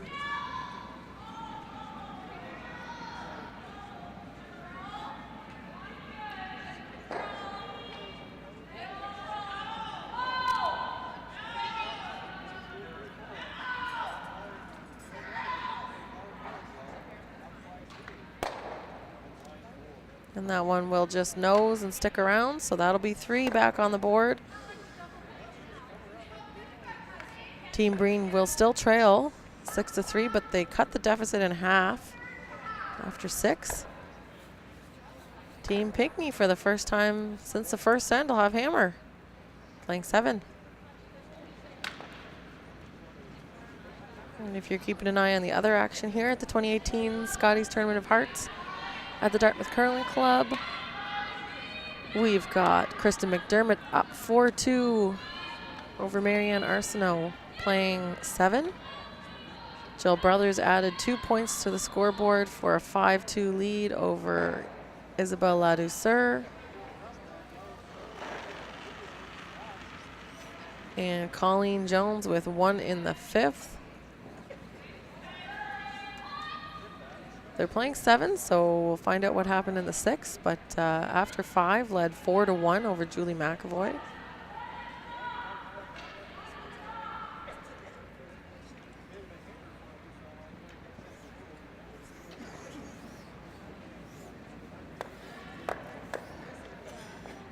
So that's Amanda Simpson getting started off in N7.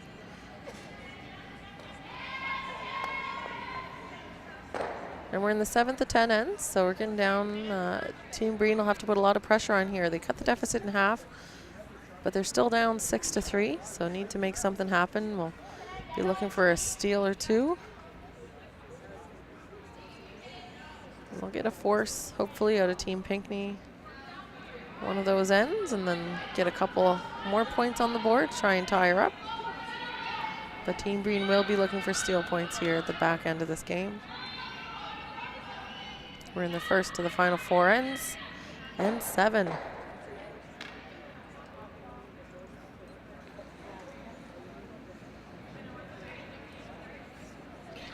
And the come around play for Team Pinkney.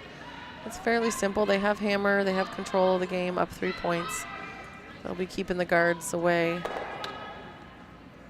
And if they can score an easy 2, I think they'll probably go for it.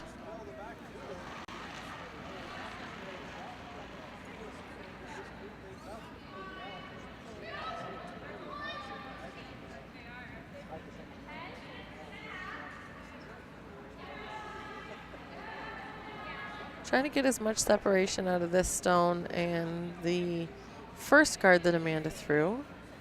You know, when it comes down to it, Team Pinkney's going to be playing the peels, so you want to keep these separate.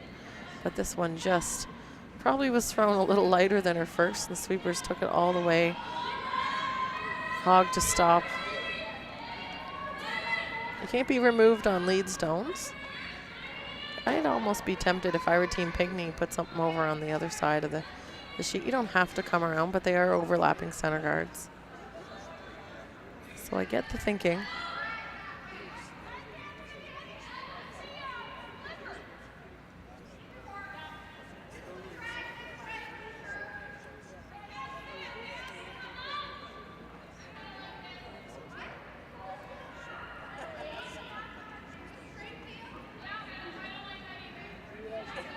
So a second draw attempt for Colleen Pinkney. Her first one back T-line. They'll be looking for top 8 with this one.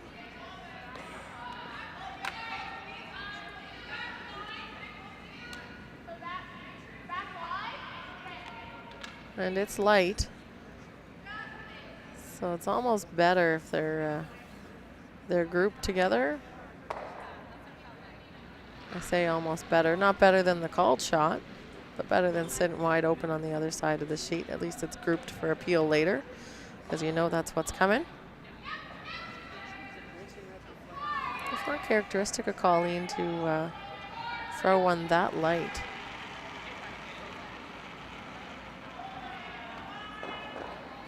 So Team Breen, they say, great, more guards, let's come around.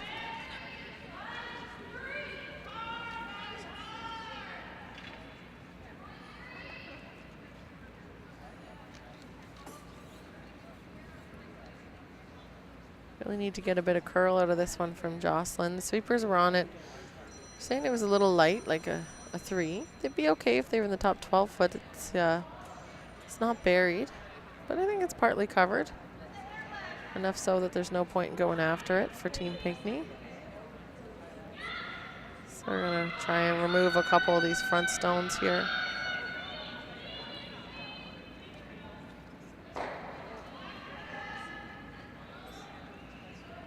When you have hammer and you're up in points, it's early in the end, you start to bail. Don't need any rocks in play to win. You just have to keep things clean. Actually got all 3 rocks moving. Leaves 2 guards out front. Spills the yellow through the rings, and that'll go out the side. Things appear to be nice and lively. I'm seeing nice movement. Rocks make contact, and they'll spin out of the rings. So that's nice, so you can make some more shots with down weight. We saw Mary Driscoll make a really nice control weight double in the last end.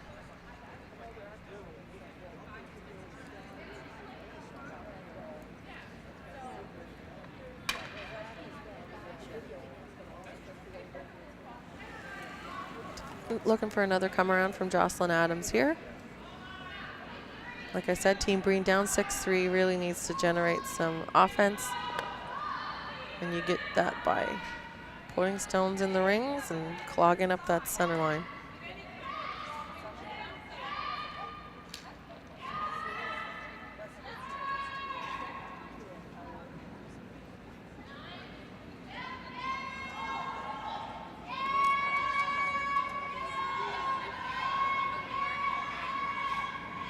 It's all right across the face. We'll have to see. I don't know if Caitlin can see enough of that yellow stone to do anything, make any sort of double. But they'll be happy just clipping the top, opening the forefoot up a little bit, maybe make contact with the second yellow stone. Wouldn't be the end of the world to peel the center guard as well.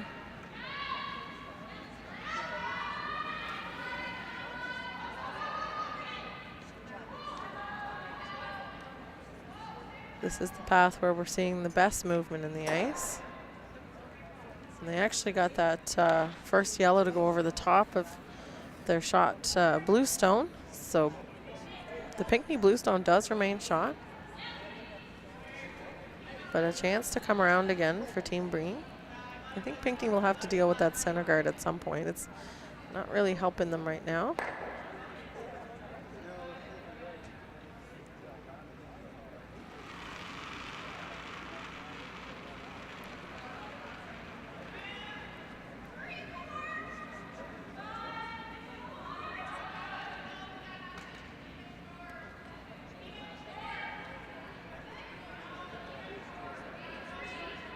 Need this one to curl.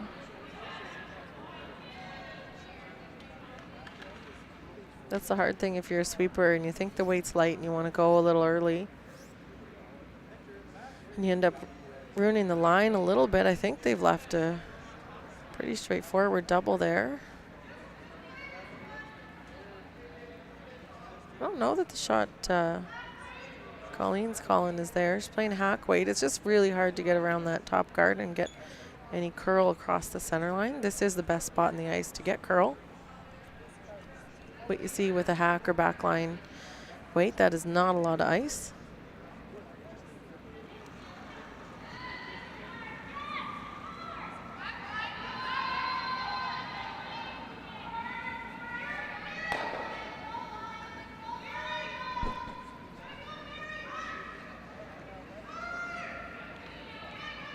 Mary trying to get this one to curl here.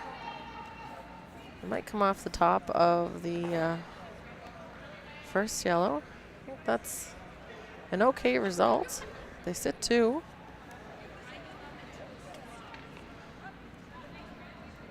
The biggest risk for Team Pinkney is they're letting some Breen stones stay in the rings.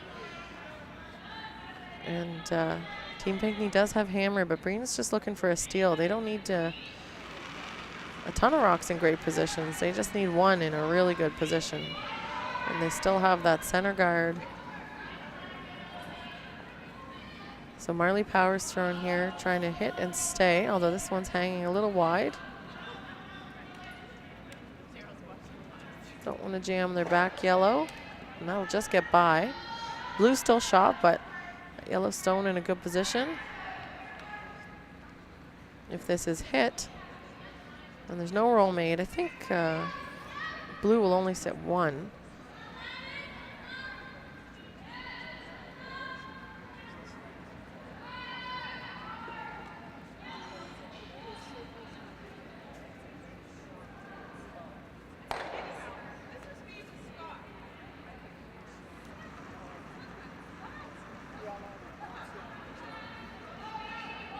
So Bridget doing the same here.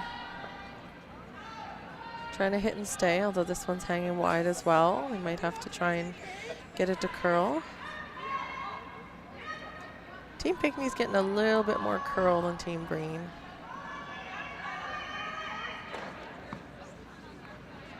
I did manage to get that one to flop under. But for the team that's up 3 points with hammer, there sure are a lot of rocks in play. They do sit the single.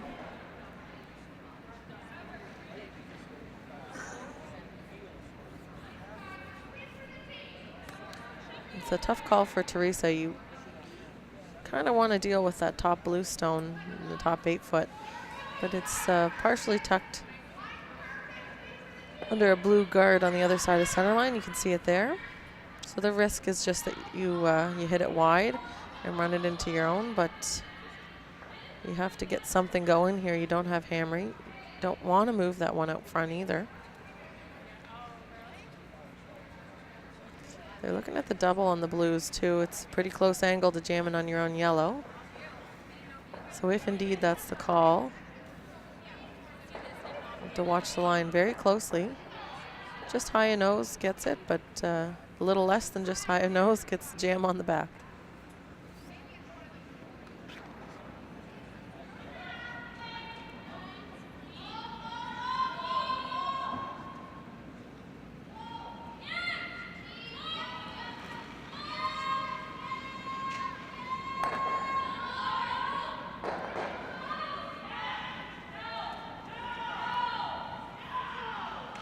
So looking for the double on the blues here. Teresa Breen with her first.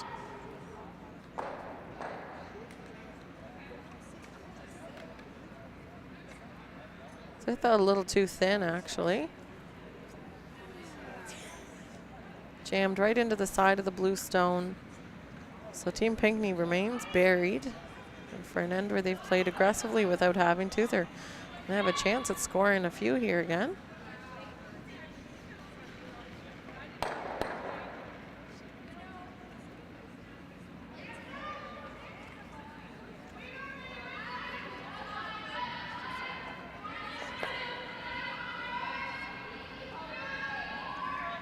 Sweepers on it early. They were calling for line, but seems fine.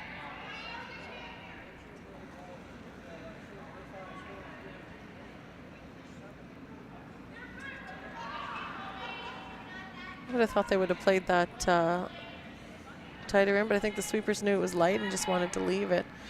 The only thing that does is it gives Teresa a chance to get one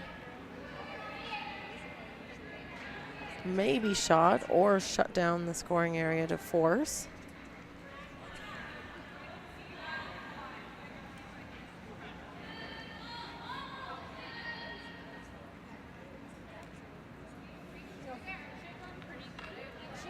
Pinkney does have hammer here. They're sitting one. There is room.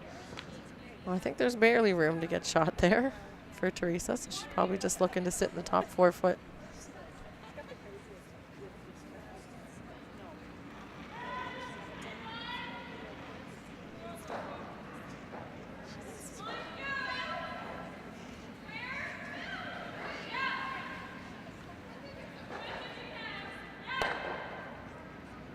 So her last shot, down 3, playing 7. Teresa Breen looking for a really nice draw in the top 4 foot. Jocelyn Adams on the inside trying to get the extra curl out of this rock. And they'll leave it top 8 foot. So that blocks the draw path pretty well. But there's a pretty low risk or hazard to call it a no risk hit and roll here for the second point.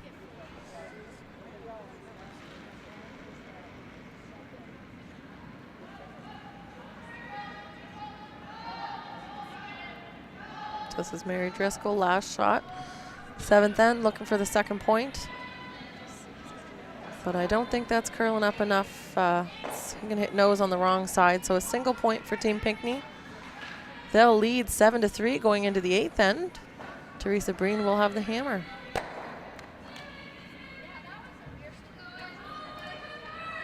And in case you didn't know, you're watching the 2018 Nova Scotia Scotties Tournament of Hearts here on Bell Vibe TV1. I'm Selena Thompson. If you'd like to check out the other action, we have Isabel Ladouceur taking on Jill Brothers, Sheet C. That's our other live game, and you can catch Dan Hobson. Jill Brothers leads 5-3 with Hammer playing 8. Blank in 7 means that Krista McDermott's leading Marianne Arsenault 6-2. Sorry, 4-2. McDermott up 4-2. Arsenault has Hammer in 8.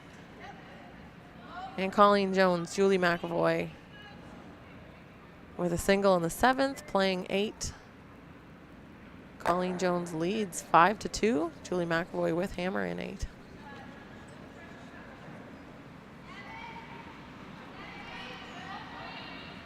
And with 4 points, we've got the largest score differential out on the sheet.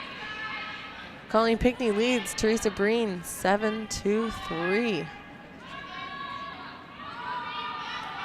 So for Team Breen, they would have loved to steal that end with a 4-point deficit and 3 ends remaining. They've got to score their 2 here. So we'll see a corner guard from Amanda Simpson. 10 ends are a long game, but when you're down 6 after 5, it becomes a 5-end game. You really do need to generate points. They got their 3 in the 6th and got a force in 7.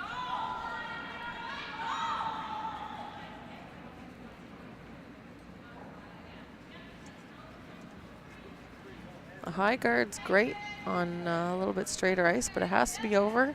Sweepers working to get that one there, and they just do.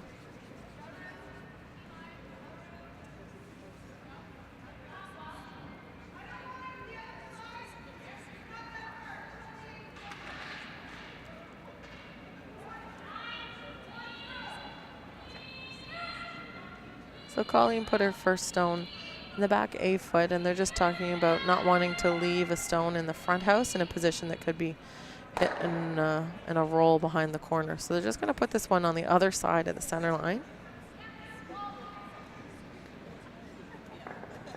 I mentioned before, Colleen skips this team, throws lead rocks, so we'll see her go down after this shot and call the rest of the end.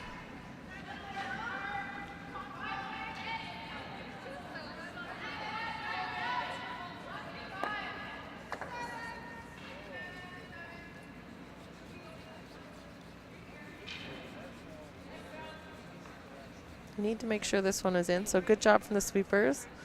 And it's nice top house rock, so sitting 2 is good.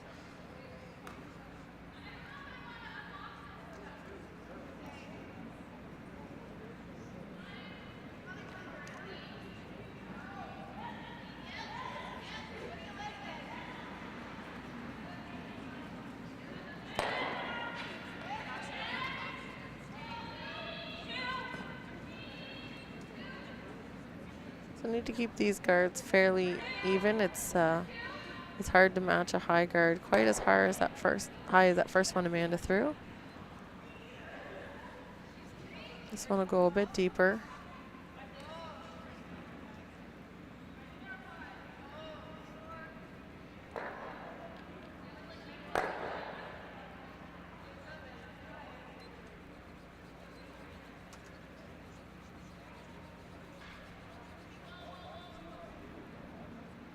Couple reasons for calling this one as the hit for Caitlin. One is there's not as much risk of running the peeled stone into the rings unless you throw it tight. I think she's saying, I don't know what to do. He got away with that, but leaves the corner. They wanted to hit that much thinner. So it's a corner guard that can be used for Team Breen.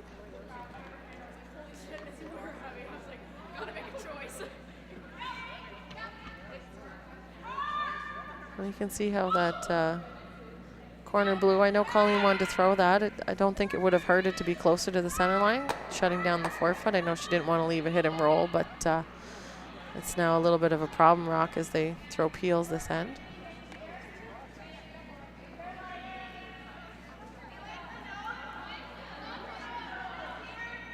And that side blue counter for Team Pinkney is now backing for Team Breen. So Team Breen trying to get something going here. Jocelyn Adams, second stones. Trying to freeze this. Looks like a pretty good shot coming up here. She'll put that right on the corner. Bounces off a tiny bit, but should be all right. I think it might be safe. It could jam into the back blue. Not much of a choice here for Colleen. Just have to hit something.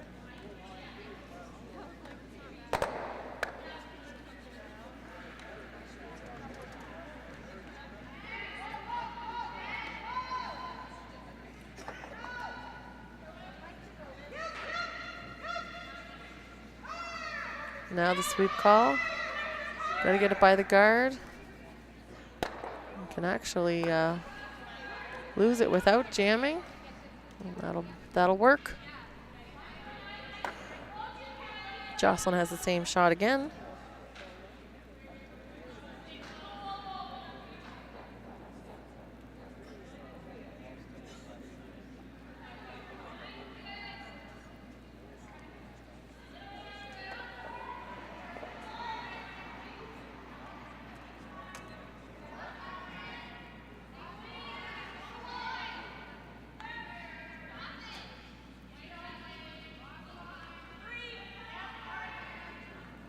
Sweeper's calling out that it's a little bit light. They drag the other one to the blue stone. I don't think this one's quite there. They get it into the ring so it can be moved around. Colleen's looking at ignoring it. It's a risky one in terms of hitting. You don't want to risk jamming it on your own, so she'll sit 3. She could peel a guard as well. Giving up 2 is okay.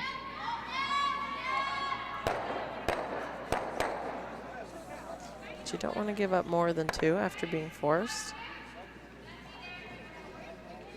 So one way to prevent the other team from scoring is by having lots of your rocks in the rings.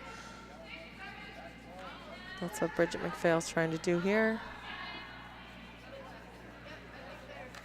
It's just hard when you leave the 2 corner guards. You know Team Breen's going to be trying to use them. So there wasn't a great spot to put that stone. You leave potential double and roll here.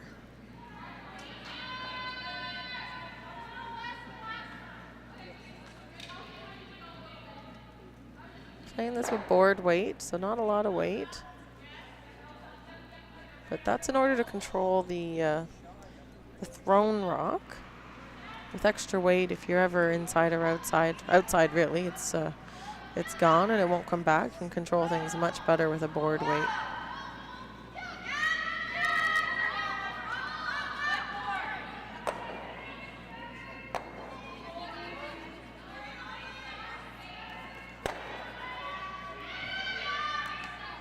So it looked like pretty good weight there from Marley. Just didn't get the roll that they wanted. Rolls to the center.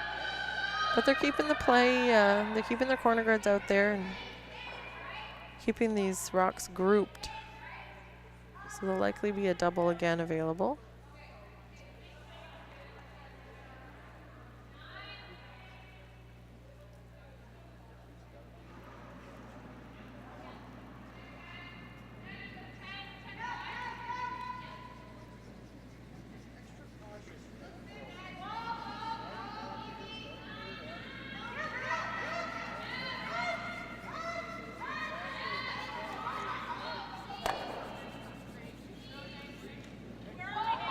So just replaces the blue stone. Same shot will be available for Marley.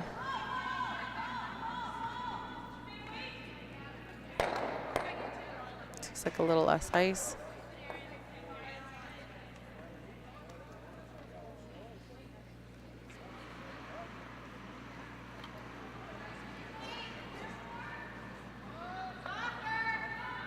I'm just behind the sheet here. Marley was sliding up the one side of center, the right side as we're looking at it. Might have prevented her rock from curling a little bit here. They really want to get that roll. They're almost buried behind that corner guard. It's just so high that I think the shot stone's accessible. Pretty close to perfect, though.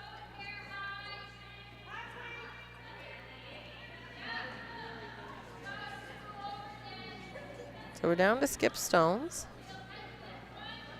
Trying to sit 3 here with a hit and stay.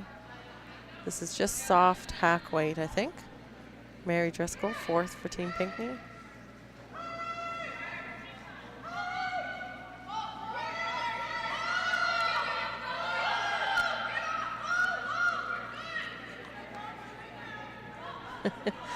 Difference of opinions there.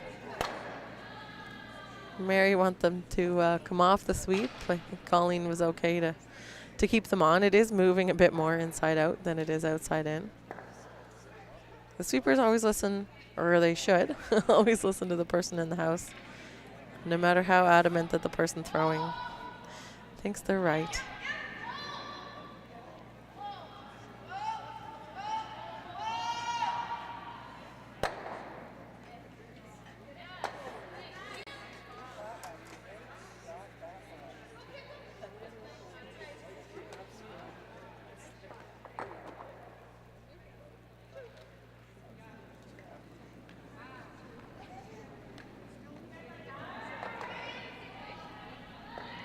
So Teresa again has the shot to try and take advantage of that corner guard. Just a little flop behind.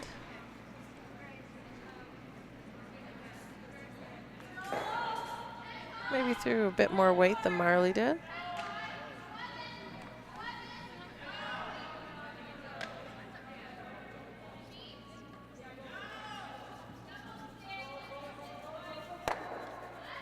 Trying to get that little roll. Definitely got more of a roll than last time, but again, with that guard so far out, I think it's available for Mary to make a play on.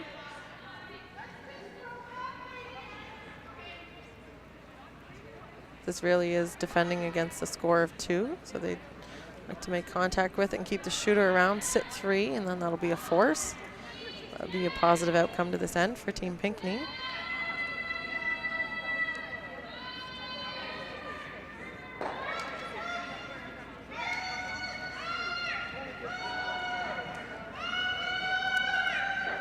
Curling a bit earlier. It's working really hard to get it by.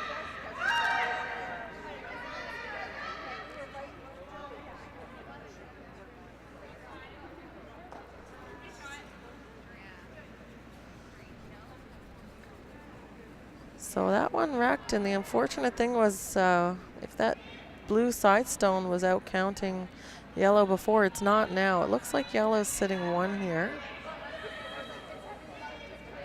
And I wasn't paying close enough attention earlier to know if blue was out counting it. So they're just going to take a timeout to take a look. They know that they're short on time.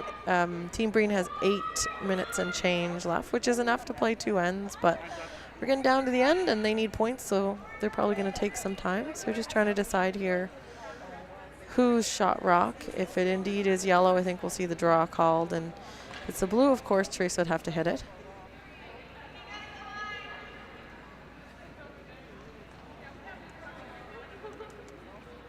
So just calling the timeout to take a look and see, is there a way to score a 3rd point here?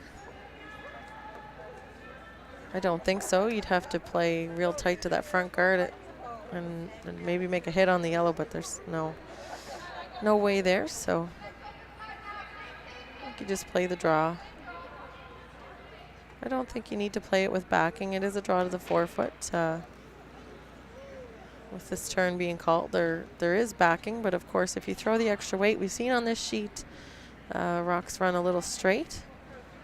So that's the reason I think you just play for not having the backing. If you rely on it and you end up throwing a bit too much weight, you could risk going through, and that would be an unacceptable result. To draw for 2 here. Teresa Breen trails 4, but scoring 2 would bring her back a long way. We need to put together some good shots in the 9th and 10th, but goals to get the 2 here. Said I would ready a lot on that timeout on Delta.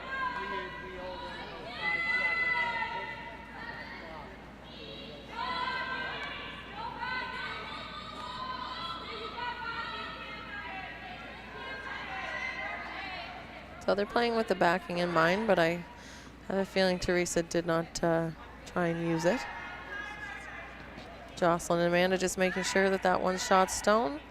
And it looks like it will be a score of 2. We'll just get Team Pinkney to take a look.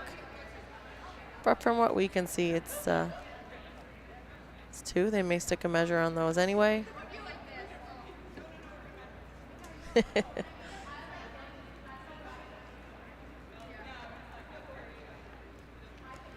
So 1, maybe 2, but I think we'll see a measure come out here.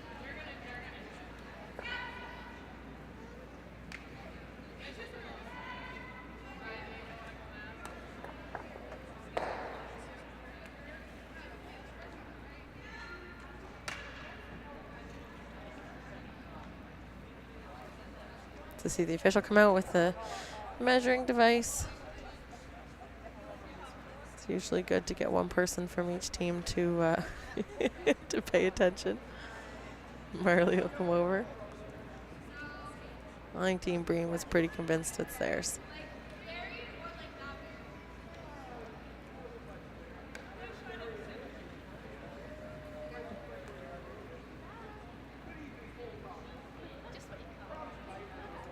So it is yellow for the second point, so that's 2.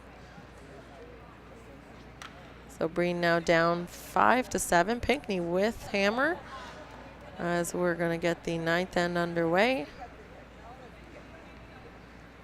And there's our little hammer, moves up.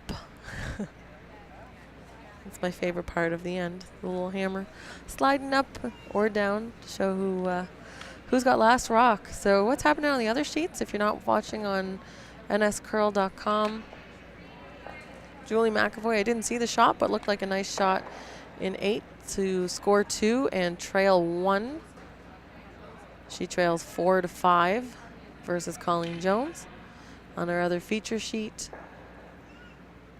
playing 8, Jill Brothers leads Isabel Ladouceur 5-3, and Brothers has hammer, so hammer and up 2. And we've got Marianne Arsenault giving up a steal in the 8th to Kristen McDermott. McDermott will lead 5-2, playing 9.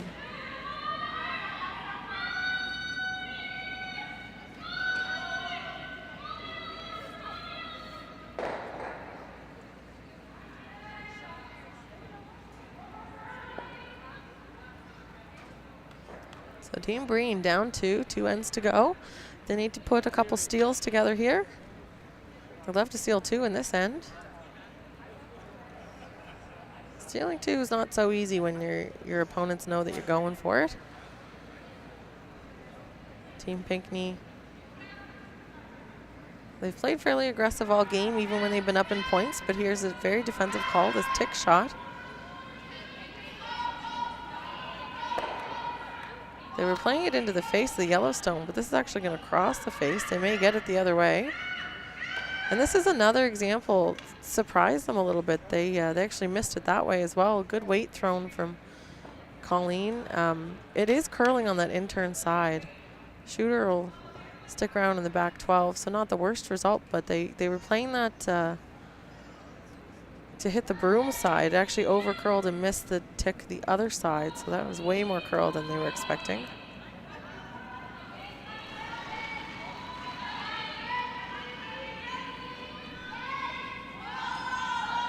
So no big deal for Amanda Simpson. She'll put another center guard up. They have to get this one over.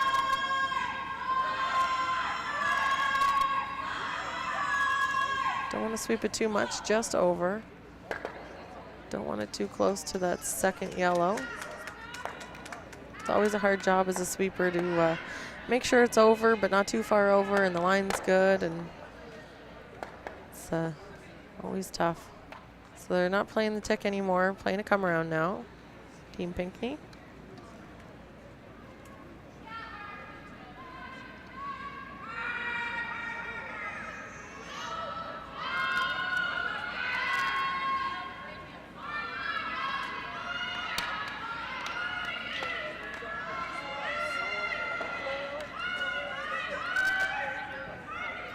Need to get this one around.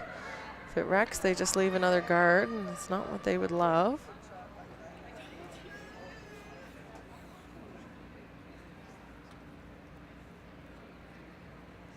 So it's just not the best ways to miss those two shots. Missing a tick was just the line. It was all line.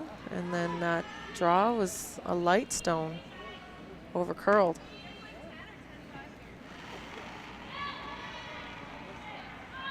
I like what Team Pinkey are doing. They're playing, you know, tight. They're using their sweepers.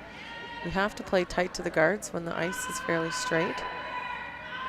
Should warm up through the week. We'll get a bit more curl later. We've got these sharp provincial stones that do have nice finish. Team Breen trying to get by the front, make another draw, and they'll wreck as well. We're seeing way more ticks later in the game here as things start to slow down.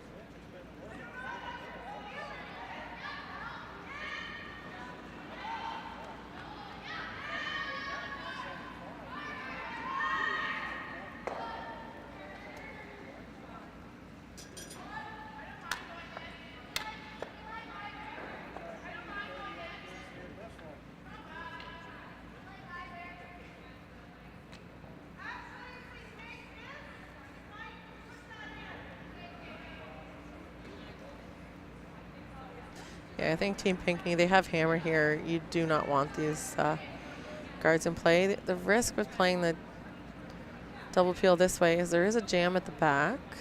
There could be a jam on the back blue stone.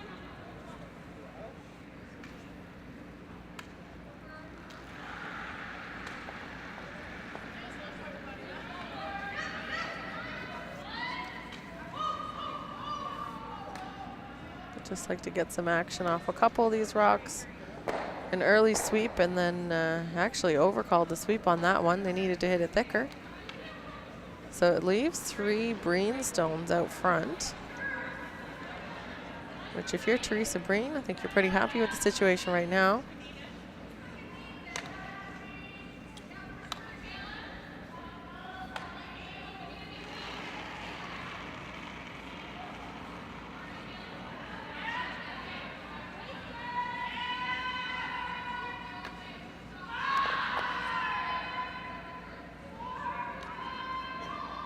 Sweeper's staying 4. They're on it for line, and then it really straightens it out to have the sweepers on it. You can get so committed to sweeping for line that you forget that it works. They did get that one by, and now they're sweeping to finish it. Bring it to the top 4 foot. Can they bite it? Oh, just in the top 8 foot. That's a great shot. So more peels here. It's hard to tell. It says yellow stones are even.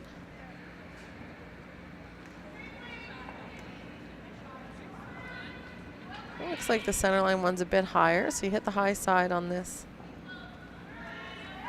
Hit it pretty thin into the side yellow. Might spill it back into the one on in the house in the top 8 foot.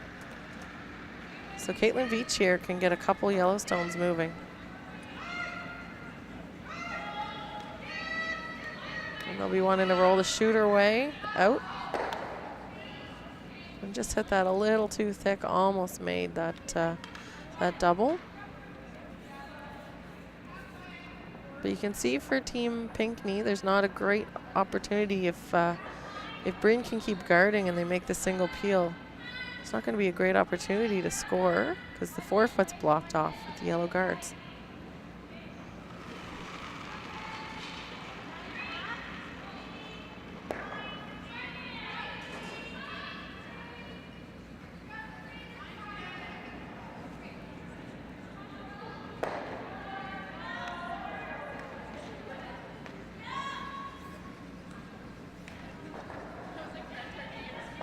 And this one's coming a little deep. Don't want this one in the rings. It makes a double much easier for Team Pinkey, and then their shooter can stick around. So I think we'll see some weight coming here.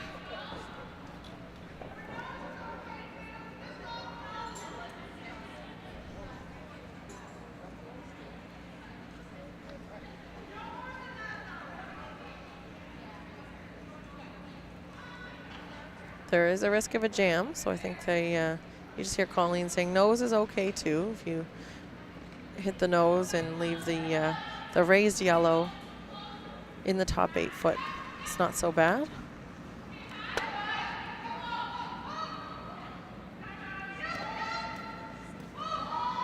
Or if you can make the double pretty thick, that's good too. They just don't really want to jam. They'd love to stick that shooter. And I think if we get some spin back, it's hard to tell from up here.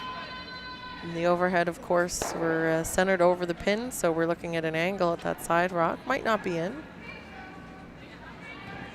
Good shot nonetheless. The 4-foot is available now.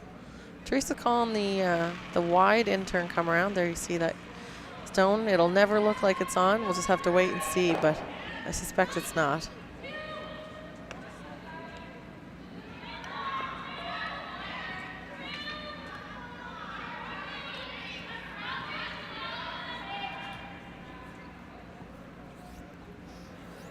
And this one's light all day from Marley Powers, so it's decision time for Team Pinkey. Are you going for a couple points and trying to lock down the game here? Or do you continue peeling and risk a jam? They're going to go for it.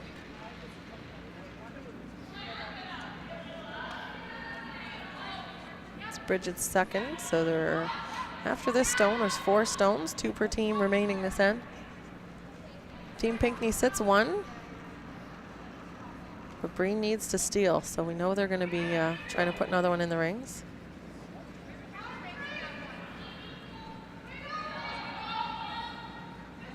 Sweepers can't afford to let this one wreck. You don't want to leave another guard for your opponents. So they need to make sure this is by, and it is. Now they'd like to leave it in the top of the rings and get it totally buried. That's a nice shot from Bridget. It's going to be very hard for Team Breen to outcount that and be protected.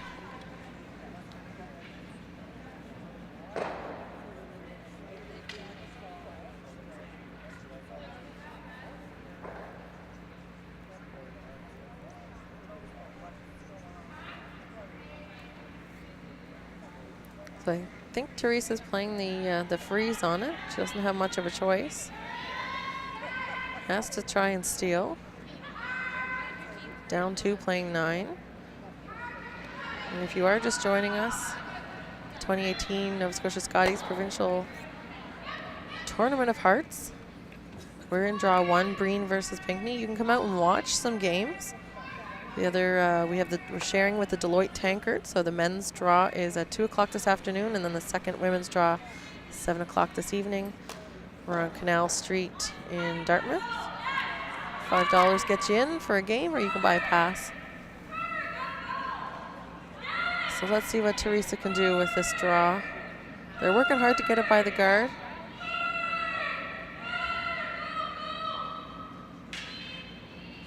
And they just wreck this one. Weight looked pretty good. She could have actually moved the blue stone. Almost got that by.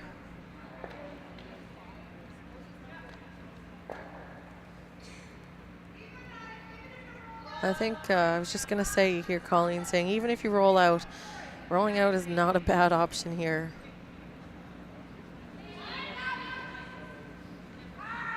What you don't want to do is leave your shooter in a spot where Teresa can freeze and take your end away. So first of 2 stones, Mary Driscoll here.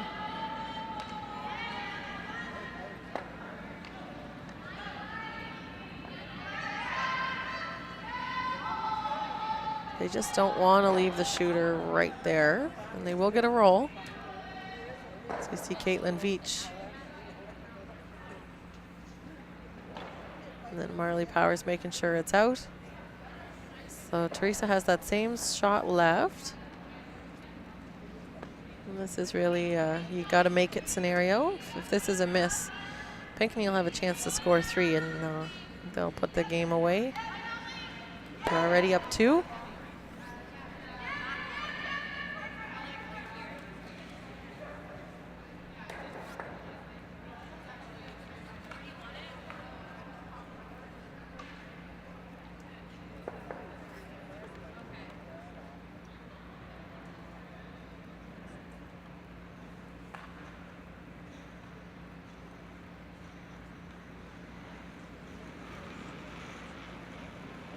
with a big shot here. Teresa Breen, her last in 9. They trail 2, needs a good freeze to really to force here.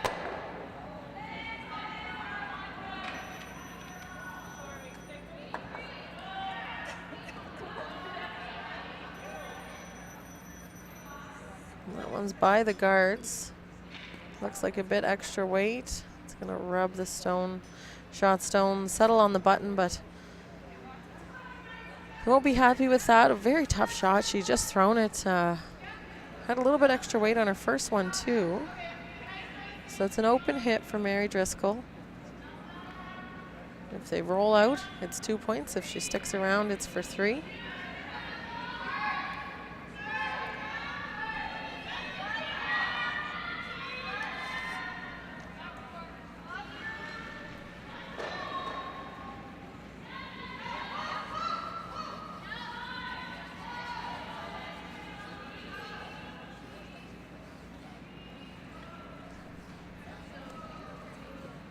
So she's got contact, don't want to roll out, but we'll wreck on the side one. Get lucky there, stick around for 3 points. There'll be 3 more on the board for Team Pinkney, and that'll be a 5-point lead, and that'll be handshakes. That's enough for Team Breen. So Team Pinkney with a win over Team Breen, and I'll let you guys click over to the other sheet where we have Brothers versus La Douceur. And thank you for joining us here on Bell 5 TV 1 at the Nova Scotia Scotties Tournament of Hearts. Here at the Dartmouth Curling Club, we've got Deloitte Tankard this afternoon. Click through to catch the Dacey McDougall game or Murphy versus Fleming. Women are back tonight. McDermott and Jones and McAvoy Arsenault are our feature games, and check nscurl.com for all the scores and results. On behalf of the organizing committee, thanks for joining us, and we'll catch you back at 2.